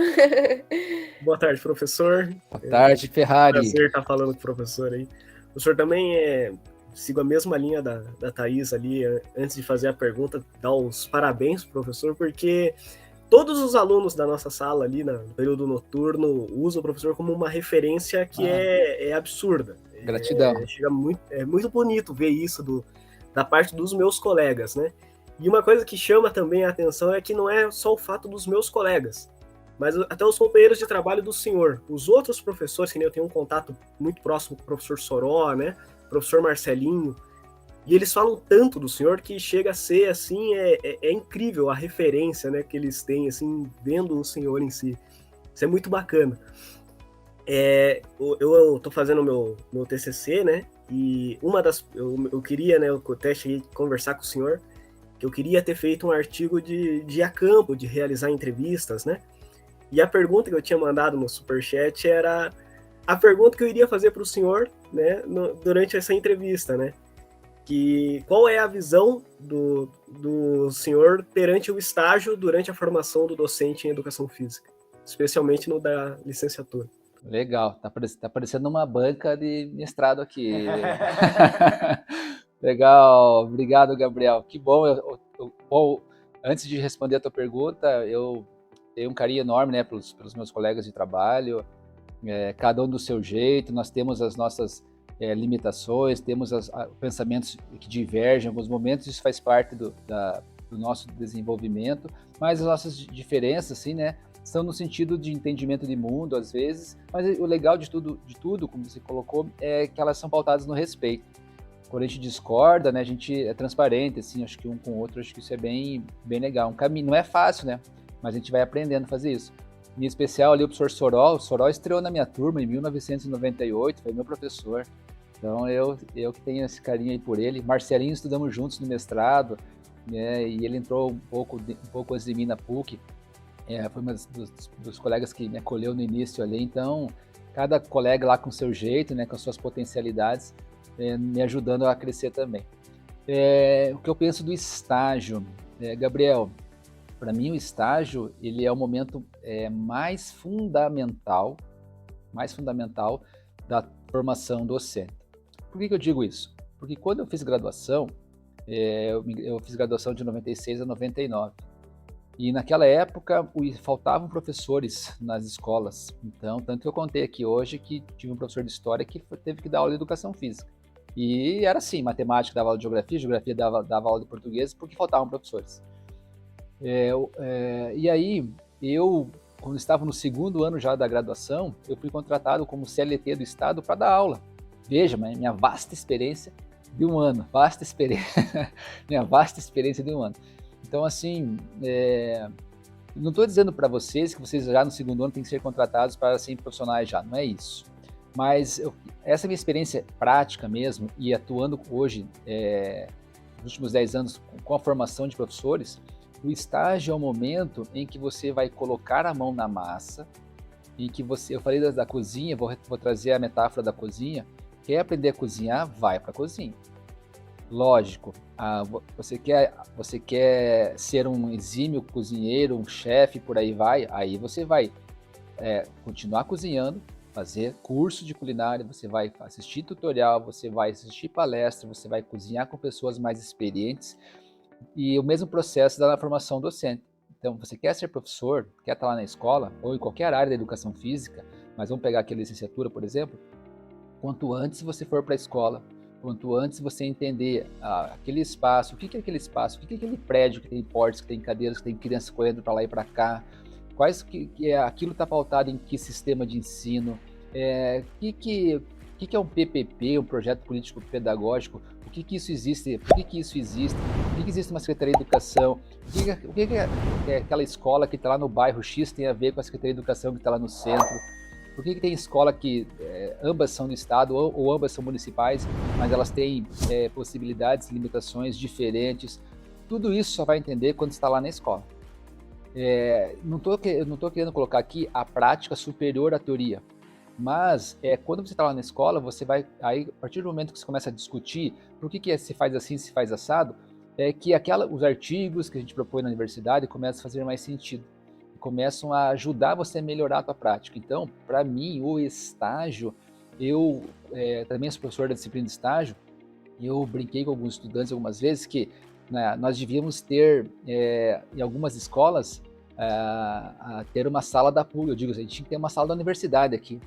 Olha a riqueza, olha a aula que está acontecendo, olha a riqueza, olha quantas reflexões a gente poderia fazer sobre aquela experiência que a gente está vendo, né, acontecer lá na quadra, por exemplo, e que às vezes lá dentro da universidade a gente não tem essa possibilidade. Então, quanto mais experiências de campo, seja no bacharelado, seja na licenciatura, vocês tiverem, é positivo. E quanto mais experiências de campo vocês tiverem e vocês fazerem as reflexões, estudar essas experiências, aí vocês vão se tornar profissionais, vão desabrochar o potencial de vocês. Então, o estágio, tanto é que hoje a nova DCN da Educação Física, né, ela dobrou o número de estágio. Então, os alunos que entraram esse ano, né, nos cursos no Brasil, quando eles chegarem no estágio, que vai acontecer em 2024, eles vão ter o dobro de horas de estágio que vocês estão tendo, né, seja na licenciatura, seja no bacharelado, por reconhecer que é na experiência prática, né, que se produz o profissional, lógico, pautado na reflexão teórica, para não parecer que eu estou colocando a prática maior que a teoria e vice-versa, tá? Então, essa relação assim. Não, perfeito, professor. E se for possível fazer mais uma pergunta, manda lá. Seria a pergunta que o professor Clayton fez para nós no nosso último encontro. Ai, vamos ver se ele fez pergunta difícil para vocês. Para mim foi pega o lado emocional, professor. Às vezes pode pegar um pouco mais o lado lógico, mas o porquê da educação física? Por que o senhor escolheu o lado da educação física? Por que escolhi? Opa, primeiro meu desafio aqui é conseguir colocar o microfone. Aí, muito bem. Opa, só um minutinho. Aí, agora vai. Aqui, aí, garoto. Por que escolhi a educação física? Eu não sei se eu escolhi a educação física, a educação física me escolheu, mas eu escolhi a educação física, essa escolha se deu lá eu contei, né, até no início do podcast, mas eu em 92, 93, eu sempre gostei de esporte e eu descobri o voleibol. E aí, olha que legal, eu estava no ensino médio, gente, e até não contei isso pro professor Cleiton, mas eu me lembrei agora, eu estava no ensino médio e eu já treinava vôlei, e uma das minhas práticas no lazer, sabe o que era? Ir na biblioteca pública em São José pegar livros de vôlei. Eu estava no segundo ano assim do ensino médio. Eu pegava livros de voleibol, eu lia e para aprender jogadas novas, para como que eu poderia, eu queria entender o mundo do vôlei. Então eu fui ser, antes de entrar na graduação, eu gostava tanto de vôlei que eu lia vôlei, eu comia, né, metaforicamente o voleibol, livro e jogos, né? Eu não tinha TV a cabo naquela época, a gente quase não tinha, então lembro que a Bandeirantes na época transmitia muitos jogos de vôlei, o famoso Luciano do Vale está com o Papai do Céu hoje. E aí eu ia treinar, terminava meu treino, eu ficava acompanhando os jogos e eu fui ser árbitro da Federação Paranense de Vôlei, fiz curso, fui aprovado, arbitrei acho que quase um ano assim. E então eu não me via fazendo outra coisa que não fosse estar no voleibol, que não fosse estar no esporte. E aonde que eu poderia ter isso? Na educação física. Então o voleibol que me levou para a educação física. E aí é engraçado porque eu adentrei na educação física, né, com o voleibol na cabeça, aquela coisa toda. E ao mesmo tempo, meu primeiro emprego, quem conseguiu meu primeiro emprego, emprego mesmo, carteira assinada, foi um professor de educação física, na época ele era estagiário ainda, acadêmico, e ele conseguiu num clube sócio-recreativo. Eu estava no 3º ano do ensino médio, e eu falei pro Cleiton, eu era o estagiário dos estagiários. Tinha estagiários de educação física lá, e eu era o estagiário deles.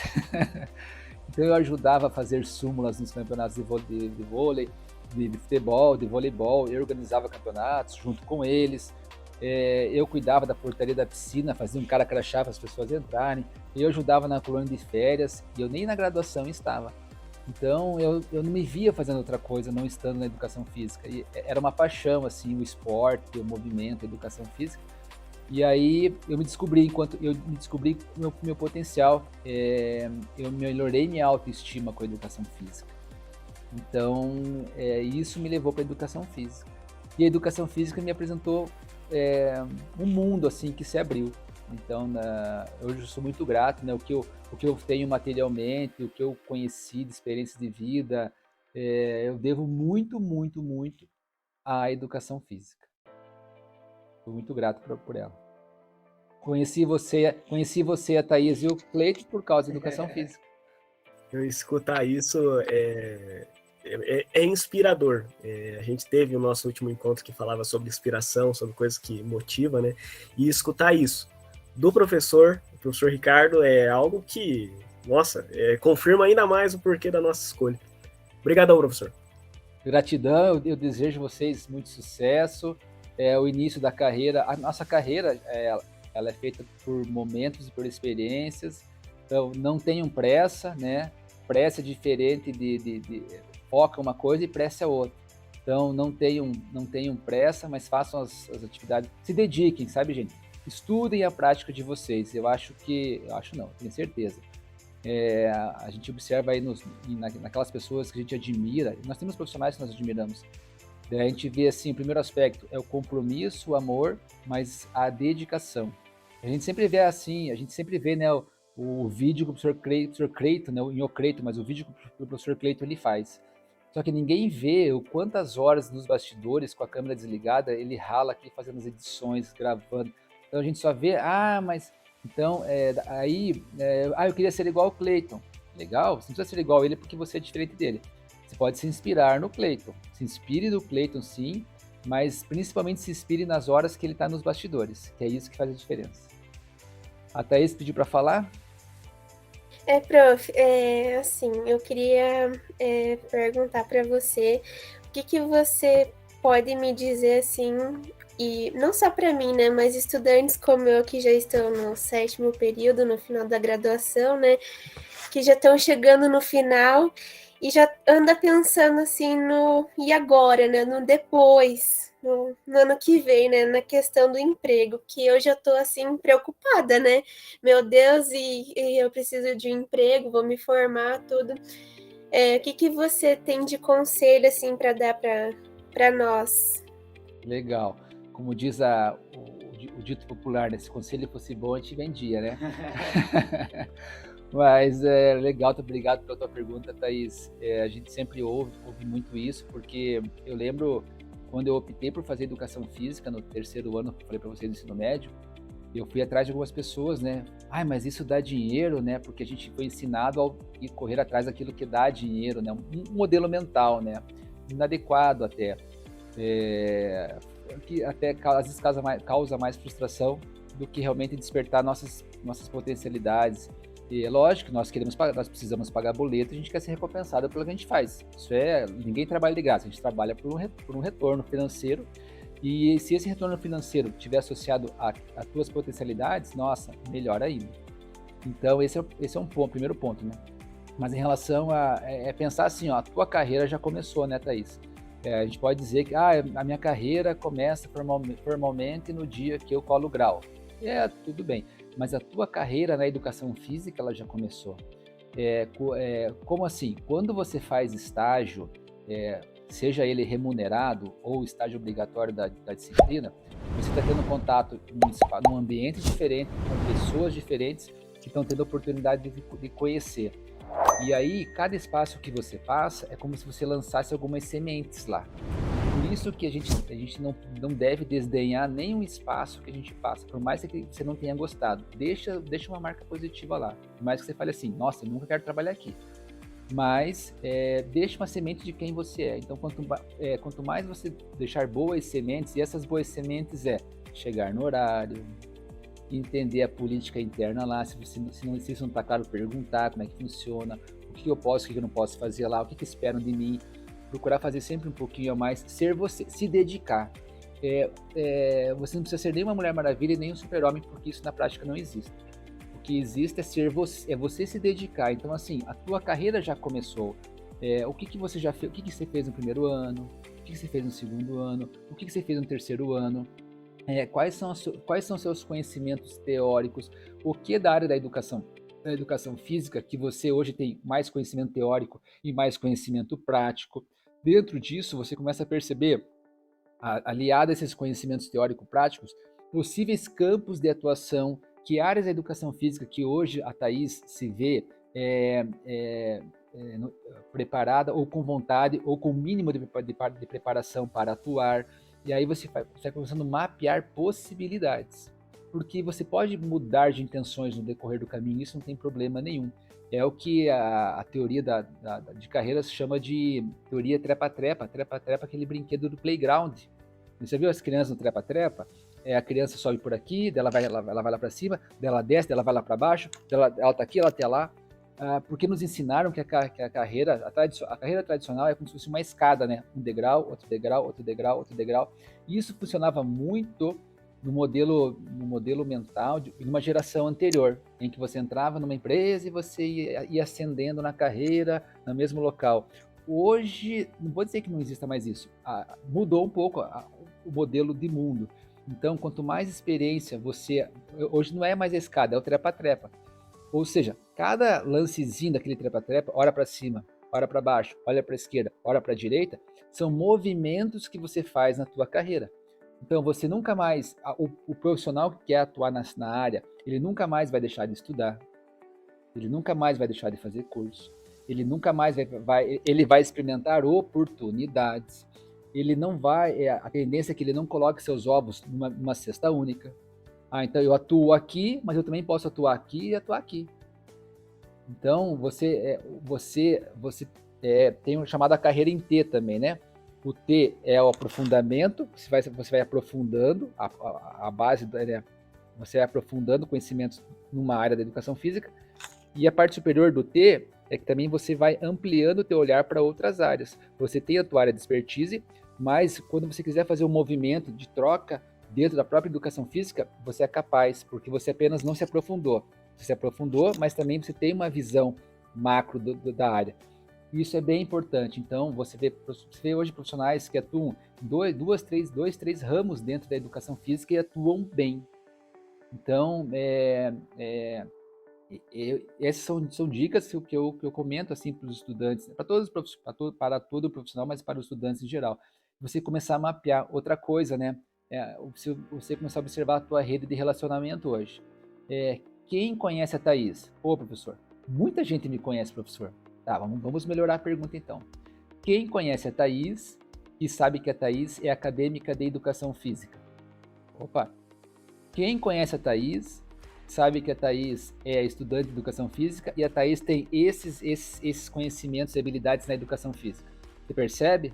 Quanto mais pessoas, quanto maior a tua rede, maior você amplia possibilidades e oportunidades. Por isso que é uma construção, tá? É uma construção. E, logicamente, a fase inicial, a carreira ela sempre vai ter desafios, mas a fase inicial, o desafio da fase inicial, a gente conseguir uma oportunidade, né? E daí não é aquela oportunidade dos sonhos, como eu disse, né? Cada um tem um sonho, o meu é de creme. Essa foi feia, essa piada aí. Mas busque correr atrás, então, do teu objetivo. E uma coisa legal, assim, né? Você pensar em você fazer planejamentos. A pandemia mostrou que fazer planejamento é bom, mas que não necessariamente vai acontecer, né? Porque a pandemia veio e, opa, as coisas não são bem assim. Mas planejar ainda é importante. Por mais que a gente constantemente ajuste esse planejamento, constantemente o planejar nos ajuda, tá? Então, eu falei, não sei se ajudei. Mas pense, né? Pense que você é responsável por tua carreira, pense quem você é, pense nos teus conhecimentos, e aí você vai criando também, a partir disso, possibilidades. Faça, né, converse com profissionais formados que você goste, ok? Amplie tua rede de contato e vá buscando, assim, quem é a Thaís dentro da educação física? Quem é o Gabriel dentro da educação física? E isso é um ponto bem bacana e nunca deixe de estudar. Obrigada pelas contribuições. Graças a você e ao Cleito também ajudou bastante a dar uma visão, né, de tudo. Esse cara que está aqui agora, ó, esse cara que vai aparecer agora para vocês, ó, esse cara é fera. E façamos o bem sem olhar a quem. Eu acho que esse sempre que tem uma passagem no Evangelho que eu gosto muito que diz assim: é na caridade que devereis procurar a paz no coração. Então não é nenhuma conquista material, não é nenhuma conquista profissional. Tudo isso, deixa a gente muito feliz. Mas a paz íntima no coração vai se dar por meio da caridade. E quando você pode falar com alguém, dar de verdade atenção para alguém, você está sendo caridoso. E aí que reside a verdadeira paz. Então, você me fez essa pergunta hoje. Daqui a alguns anos, um outro acadêmico de educação física vai fazer essa pergunta para você, Thaís. E você vai poder contribuir, colocar os teus temperos na resposta. Então, isso é maravilhoso. Isso aí, galera. Muito obrigado pela participação de vocês. Vocês foram incríveis, perguntas sensacionais. E agradeço muito a participação de vocês. Enriqueceram demais com as suas questões aqui, levantando algumas coisas que a gente não tinha falado ainda dentro do Profcast. E que, com certeza, trouxe muito aprendizado tanto para mim, uma troca aqui com o professor Ricardo que foi muito legal e simplesmente enriquecedora, né, professor Ricardo? Então, alunos incríveis que vão fazer a diferença aí dentro do campo da educação física, né? Muito legal, agradeço as perguntas, foram bem legais, emocionantes até. Olha, vocês me fizeram lembrar de algumas histórias aí que a gente lembra um pouquinho da nossa experiência na área e experiência de vida. Obrigadão, Cleiton. Fiquei um pouquinho aqui por trás das câmeras, ouvi umas lágrimas marejadas assim e tal, porque faz lembrar e faz a gente se emocionar, né, Ricardo? E quando a gente vê que a gente tem sido um pouco exemplo para algumas pessoas, e a gente vê o quanto que o nosso trabalho está valendo a pena, né, Ricardo? Muito, professor Cleiton, porque eu já disse, né, aqui ninguém é super-homem, aqui ninguém é Mulher Maravilha, aqui a gente, né, quando a gente posta material no Instagram, no Facebook, nas redes sociais, a gente procura mostrar o nosso lado melhor, mas nós somos seres humanos. Com certeza. Nós erramos, nós somos frágeis também, nós choramos, nós temos as nossas dificuldades, temos os nossos medos, mas nós temos as nossas vulnerabilidades. Okay. Mas isso é positivo, porque quando a gente mostra isso também, mostra esse nosso lado vulnerável, a gente mostra a nossa essência. E as pessoas captam.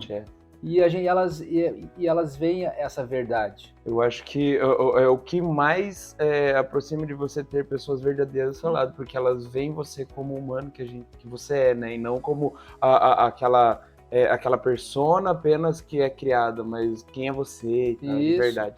Então, e hoje com o advento das redes sociais, né? A rede social não é nem boa nem má, ela é o que se fizer dela. Então eu posso fazer dela para criar uma imagem muito mentirosa sobre mim. Verdade. Ou usá-la como uma maneira de eu me comunicar também. E mais, eu acho que nessa relação, então, de aluno, como você colocou, de exemplo, eu acho que as coisas que a gente faz com compromisso, com estudo, com dedicação, elas vão gerando frutos. E ainda mais numa sociedade que valoriza em excesso a questão material, e aqui não estou fazendo nenhuma apologia à pobreza, no sentido material, não é nada disso. Mas uma sociedade que valoriza muito o excesso da questão materialista, quando a gente observa profissionais que nos ajudaram na nossa carreira, na nossa dificuldade, nós nos espelhamos na humanidade deles. Eu posso até me espelhar naquele professor que tem aquele carrão. Legal, mas que história tem por trás, né? Quais foram as dificuldades, quais foram o caminho até lá, quais foram os caminhos. E eu tenho certeza que a gente se inspira nas boas obras, nas boas ações que as pessoas fazem. Então, eu particularmente valorizo muito isso, assim, sabe? Ah, com certeza. A gente faz uma autorreflexão, né? E, tipo, o que meu trabalho está sendo para outras pessoas também. Que bacana. E em falar em reflexão e tudo mais... o caminhão do gás ali na frente, galera. Falar em reflexão e tudo mais, e você como um marido incrivelmente romântico, é um grande poeta. Opa. Um grandíssimo poeta. E da onde que vem essa ideia de poesia, reflexão, que você tem feito, tanto nas redes, mas como pessoa, o que tem gerado em você essa inspiração desse novo campo? Não sei se é novo, se você já fazia isso, Ricardo, e descobriu, ou retomou, como é que foi? Eu gosto de escrever, sabe, Cleiton? Então, profissionalmente, assim, né, nós somos professores, assim, e quando você vai para a área acadêmica, você tende a escrever um pouco mais do que em outras áreas da educação física. Mas escrever, a gente escreve, né? E aí, ao mesmo tempo, eu sou apaixonado, assim, eu gosto de filosofia, eu gosto da área de ciências sociais, eu gosto, assim... Semana passada veio um professor da filosofia que, a gente trocou uma ideia muito legal. Eu acompanhei, então, assim, eu gosto dessas perspectivas, do que a sociedade chama do inútil, né? Né? De áreas inúteis, assim, eu já ouvi, então, e tanto tem até aí eu tive a oportunidade de ouvir uma reitora de uma universidade de Portugal que esteve aqui em Curitiba, ela falando da utilidade daquilo que se considera inútil por algumas pessoas. E aí quando daí a filosofia, a espiritualidade, ela resgata valores dentro de você.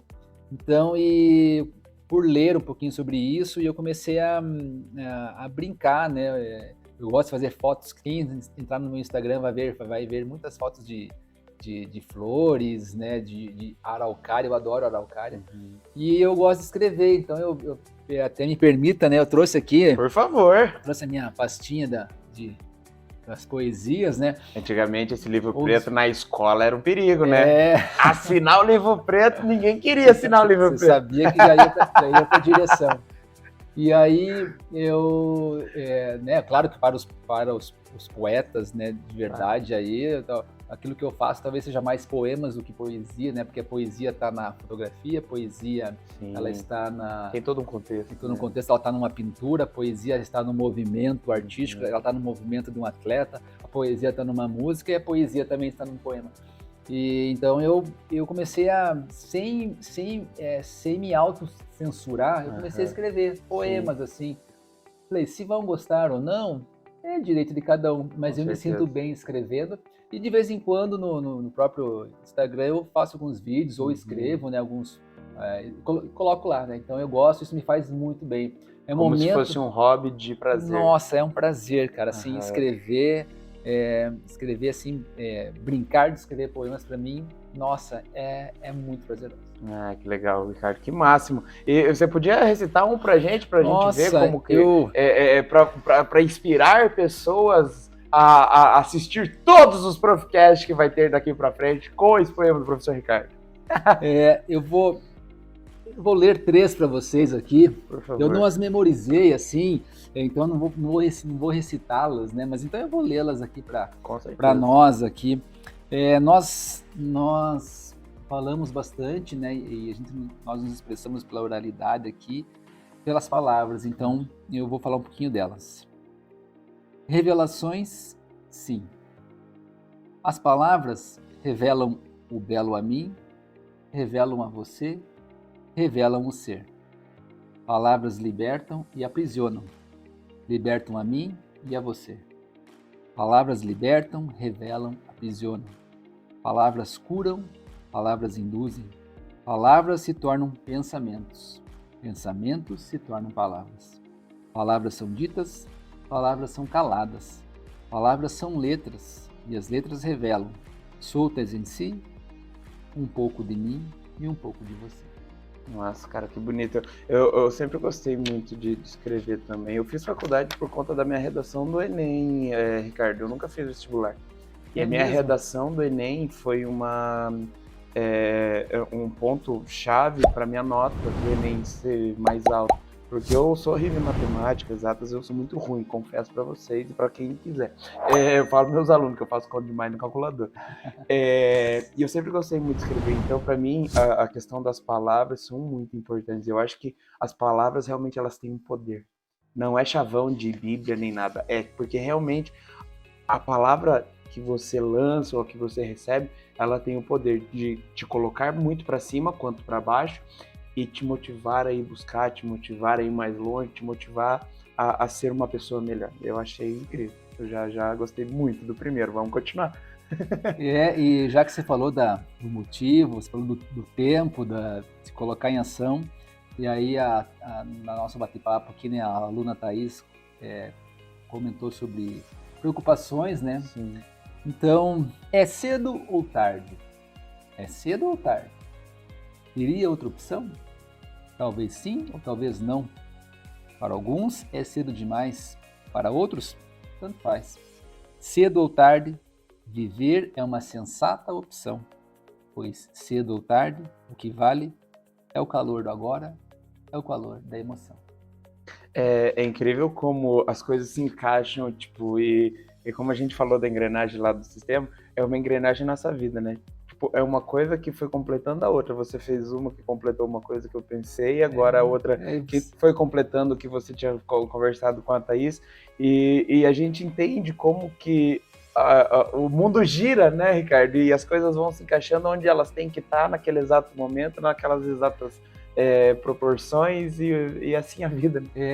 Eu particularmente acredito muito nas conexões, né? Elas se dão entre nós seres humanos, então... isso me ajuda muito e até a entender algumas coisas que chegam em nós. Nós temos o poder de decisão, nós temos um quase que 100% livre-arbítrio, podemos assim dizer, de escolhas, né? Mas quando a gente se coloca em ação, quando a gente se entende no papel de fazer as coisas acontecerem, façamos da melhor maneira que seja possível naquele momento, né? Com as dificuldades, possibilidades, mas as coisas vão acontecendo, então, essas conexões. Então, estar aqui com você hoje, né, para mim está sendo um presente, de verdade. Obrigado. Imagina, um presente para mim, porque... Poder falar com vocês, assim. O Cleiton é um cara que, nossa, quem conhece, como eu disse no início, sabe do trabalho que ele faz, com muito respeito, com muito carinho. Então, falo de mim, falo de você. Ao falar de mim, me vejo em você. Ao olhar para mim, Cleiton, me escuto em você. Ao me escutar, sinto você. Ao sentir você, me percebo. Ao me perceber, me lembro de você. Ao lembrar de você, lembro de mim. Ao falar, ao olhar, ao escutar, ao perceber, ao sentir, ao lembrar de você, é sobre mim, é sobre ti, é sobre nós. Que isso! Muito obrigado, Ricardo. Como eu disse, você é uma das inspirações para que eu faça o meu trabalho, É uma honra ter você aqui sem demagogia nenhuma. Eu não convidei, porque é o professor lá da faculdade que eu estudei, então eu vou chamar. Não, de jeito nenhum. Eu quero realmente trazer pessoas que vão inspirar novas pessoas, mostrar como que foi chegar até onde já chegou e aonde vai ter pretensão de ir, porque é uma história muito bonita de quem realmente faz um trabalho muito legal e se dedica para aquilo, sabe? Então, acho que você é uma referência na área de educação física e tudo mais. Participou de uma atividade que eu até queria falar aqui sobre envelhecimento, felicidade e tudo mais. Eu acho que esse é o motivo da nossa vida, a gente ir passando os anos sendo feliz com o que a gente vem construindo. Ricardo, você falou, foi terça-feira que você falou sobre isso, alguma coisa assim, né? Foi. Você poderia contar um pouquinho, pessoal, também como foi? Sim. Porque eu acho que isso realmente é você se inspirando em outras pessoas, se vendo em outras pessoas e sendo inspiração para outras pessoas, que você vai se desenvolvendo como pessoa, vai envelhecendo e você pode olhar para trás e realmente ver se você conseguiu ser feliz e é feliz com o que você fez, né? Legal. Na terça-feira, dia 31 de maio, eu tive a oportunidade de falar com estudantes do curso semipresencial Educação Física da PUC do Paraná e os estudantes também do curso de Estética. Então, tinha estudantes dessas áreas e a proposta era batermos um papo mais descontraído, como esse aqui, só não tinha café. Mas...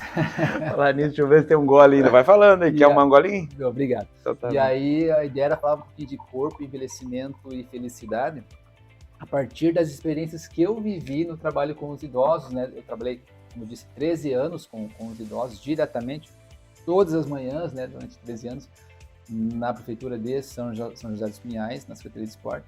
E a ideia era falar, então, dessa perspectiva, desse corpo, que eu já disse, né? Eu até usei o exemplo da colher, desse corpo que eu não tenho, mas desse corpo que eu sou, somos esse corpo, então, e esse corpo está em processo, aí alguns teóricos vão dizer, né? A partir da puberdade, outros a partir do momento da geração, mas esse corpo está em processo de envelhecimento, com certeza. E aí, os modelos mentais de cada sociedade vão nos ditando algumas regras sobre o que é esse processo de envelhecer, muitos, a própria negação da velhice, desesperanças que podem acontecer, estereótipos em relação a esse corpo que envelhece, ao mesmo tempo que nós queremos viver mais, tem até uma piadinha, né? Todo mundo quer ir para o céu. Com certeza. Mas ninguém quer ir hoje. Né? Quer que espere bastante tempo para chegar lá. Ninguém quer ir para o céu hoje. Exatamente. Então, se eu não quero ir para o céu hoje, metaforicamente falando, eu sei que eu vou envelhecer. E aí esse processo de envelhecer nos desafia, porque há um decréscimo fisiológico do corpo, a gente vai percebendo questões fisiológicas que fazem parte dessa natureza desse corpo biológico. Mas eu envelheço, o envelhecimento está na perspectiva fisiológica, biológica, psicológica, emocional, econômica. E aí vocês vão ver, e aí quando a gente é criança, né? Porque quando eu for adulto, e quando eu casar, e quando eu tiver aquele emprego, e quando eu tiver aquela família, ou quando eu tiver aquele carro, e quando eu vou ser feliz, né? Na perspectiva a gente coloca meta para ser isso, na perspectiva muito material. E aqui eu volto, nada contra a questão material, né? Pelo contrário, é justo, é mérito, vive um conforto maior, né? Isso. Mas não coloquemos toda a nossa esperança não pode ali. Ser o oposto da tua felicidade ter o carro se você conquistou, parabéns e usufrua. Mas a gente sabe, mas a nossa essência não está naquilo, mas que a gente possa usufruir, né? E usufruir com sabedoria. E aí quando a gente chega na idade tal, mas cadê aquilo que falaram que ia ter, né? Quando a gente vai percebendo que realmente a felicidade ela é uma planície, né? E aí eu vou ter essa planície, eu vou ter subidas e descidas, eu vou ter montanhas, eu vou ter cumes, e eu vou ter a descida de novo, e a cada nova descida e subida nessa montanha são momentos que eu vou alternando, momentos alegres, momentos felizes, com momentos tristes, com frustrações, e isso compõe a minha história. E entender esses diferentes momentos e passar por eles com menor sofrimento, valorizar os momentos de felicidade que vão surgindo. E nesses momentos de felicidade, eu só posso vivê-los porque eu sou esse corpo que envelhece. E aí, como que eu olho para mim nesse corpo que envelhece?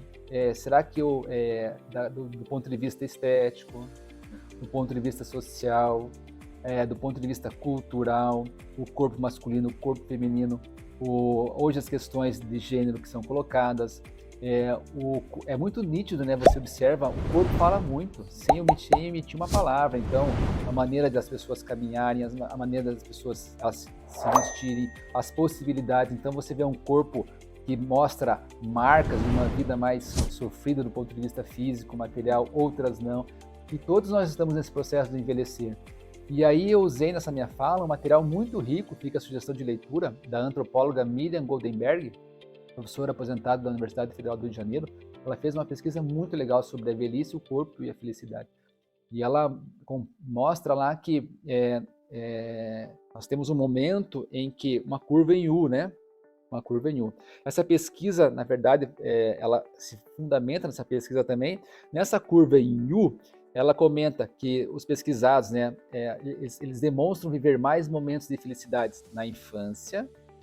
Aí, a partir do momento que eu vou envelhecendo, né, jovem, adulto, eu vou tendo menos momentos, segundo eles. Aí, a parte mais baixa dessa curva se dá entre os 40 a 50 anos, ok? E quando eu vou subindo nessa curva de novo, 50, 55, 60, eu vou recuperando aqueles momentos de felicidade que estavam lá na infância. É lógico, aqui é uma perspectiva mais generalista. Isso vai variar muito de que velhice eu estou falando. Uma velhice que tem uma condição de saúde mínima, uma velhice que tem uma condição de manutenção material financeira. Então, e aí, porque nós vamos encontrar pessoas que estão na velhice, que estão com 60, 70, 80 anos, que foram abandonadas pela família, nós não sabemos a história e o motivo desse abandono, mas que de repente estão sendo amparadas por uma instituição sem fins lucrativos. Será que eu posso dizer que essa pessoa está vivendo mais ou menos feliz agora do que antigamente? Então é muito complexo de dizer isso. Mas na pesquisa ela encontra que na maioria as pessoas, principalmente as mulheres, demonstram então que entre 40 e 50 anos elas têm a menor percepção de momentos de felizes e maior autocobrança em relação à estética corporal e aos padrões estabelecidos, e que quando 50, 60, 65, 70 anos, elas vão recuperando e elas conseguem, eu digo elas porque isso na pesquisa, né, ficou muito evidente na fala das idosas, assim, quando elas conseguem se libertar, e isso eu vi muito no programa, quando elas conseguem se libertar dessas exigências, se não totalmente, mas se consegue fazer uma libertação parcial e significativa dessas exigências de padrões, elas conseguem perceber que a liberdade, é o que a antropóloga comenta, Miriam Goldenberg, que a liberdade está muito ligada à felicidade, a felicidade está muito ligada à liberdade. Então, eu já não me movimento mais aqui nesse programa, porque eu quero que o meu corpo fique assim, bonitinho ou bonitinha. Bonitão ou bonitona. Eu me movimento aqui porque isso contribui para a minha saúde também, mas eu tenho prazer em estar aqui jogando, estar aqui brincando, estar aqui me divertindo, estar aqui participando. Entra lá onde a gente falou da terceira idade com a recreação. Com a ludicidade. Então, quando você vê a criança se movimentando, brincando, jogando, ela não está brincando, jogando porque ela quer ter um abdômen mais sarado. Porque aquilo é muito legal. E o idoso também essa experiência. E aí, veja, né, que bacana isso. Fazer exercício físico é muito legal, é prazerosíssimo, nos faz muito bem. Os geriatras, a primeira coisa que eles prescrevem, né, atividade física. Agora, a que preço eu me coloco a fazer exercício físico? Então, mas há algo extremamente que me faz bem ou que judia do corpo que eu sou. Então, essas são questões também. Mas eu não tenho dúvida que o movimento, né, tanto as pesquisas demonstram, mas de estar lá com essa pessoa, com esse idoso, com essa idosa, o quão alegre, o quão momentos felizes eu vivi num programa, né, voltado a esse público. Se amar, né? Se amar. E assim, nós vivemos experiências de luto várias vezes lá. das pessoas que faziam parte do programa e faleciam. Isso é um ciclo natural da nossa vida. Então, e entender isso e estarmos lá nos fortalecia. Então, algo que eu aprendi lá, né? O movimento, quando você faz no sentido de buscar a tua essência, é muito maior do que a questão estética. É lógico, a gente quer estar bonito. Quem não quer estar bonito? É o blazer novo. Ó, o blazer novo aí, ó. Tá vendo só? Para o Prof. Cast aí do professor Cleiton. Mas nada contra nenhum procedimento. Agora, a que custo a gente faz isso? Né? Fazer procedimento não tem problema nenhum. Agora, a que custo a gente faz isso? Essa é a minha percepção, né? E aí, quem pensa ao contrário, acho que é legal o debate, assim, isso faz a gente refletir até eu aprender.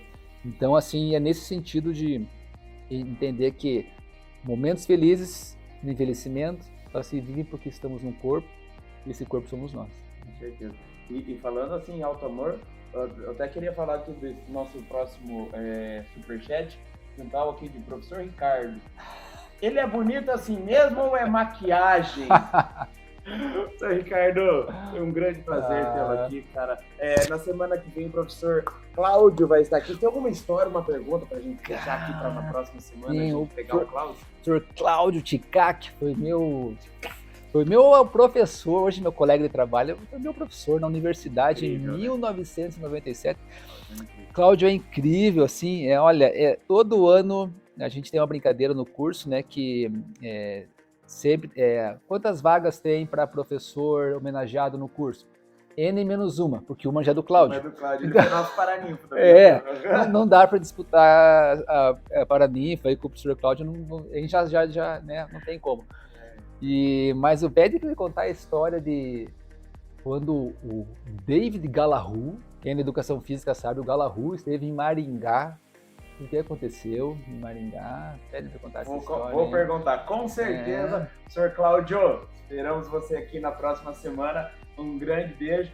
E se você curtiu esse Profcast com o professor Ricardo, deixa seu like, a sua inscrição no canal. Como o Prof. Ricardo veio aqui, inspirou a gente, contou novas histórias. Muitos outros professores vão vir, vão contar histórias e para você não perder, você tem que estar inscrito e ativar o sininho. E ativando o sininho, chega a notificação que o Ricardo ele não perde. Ele fala, professor Cleiton, como é que você fez? Quando é que foi?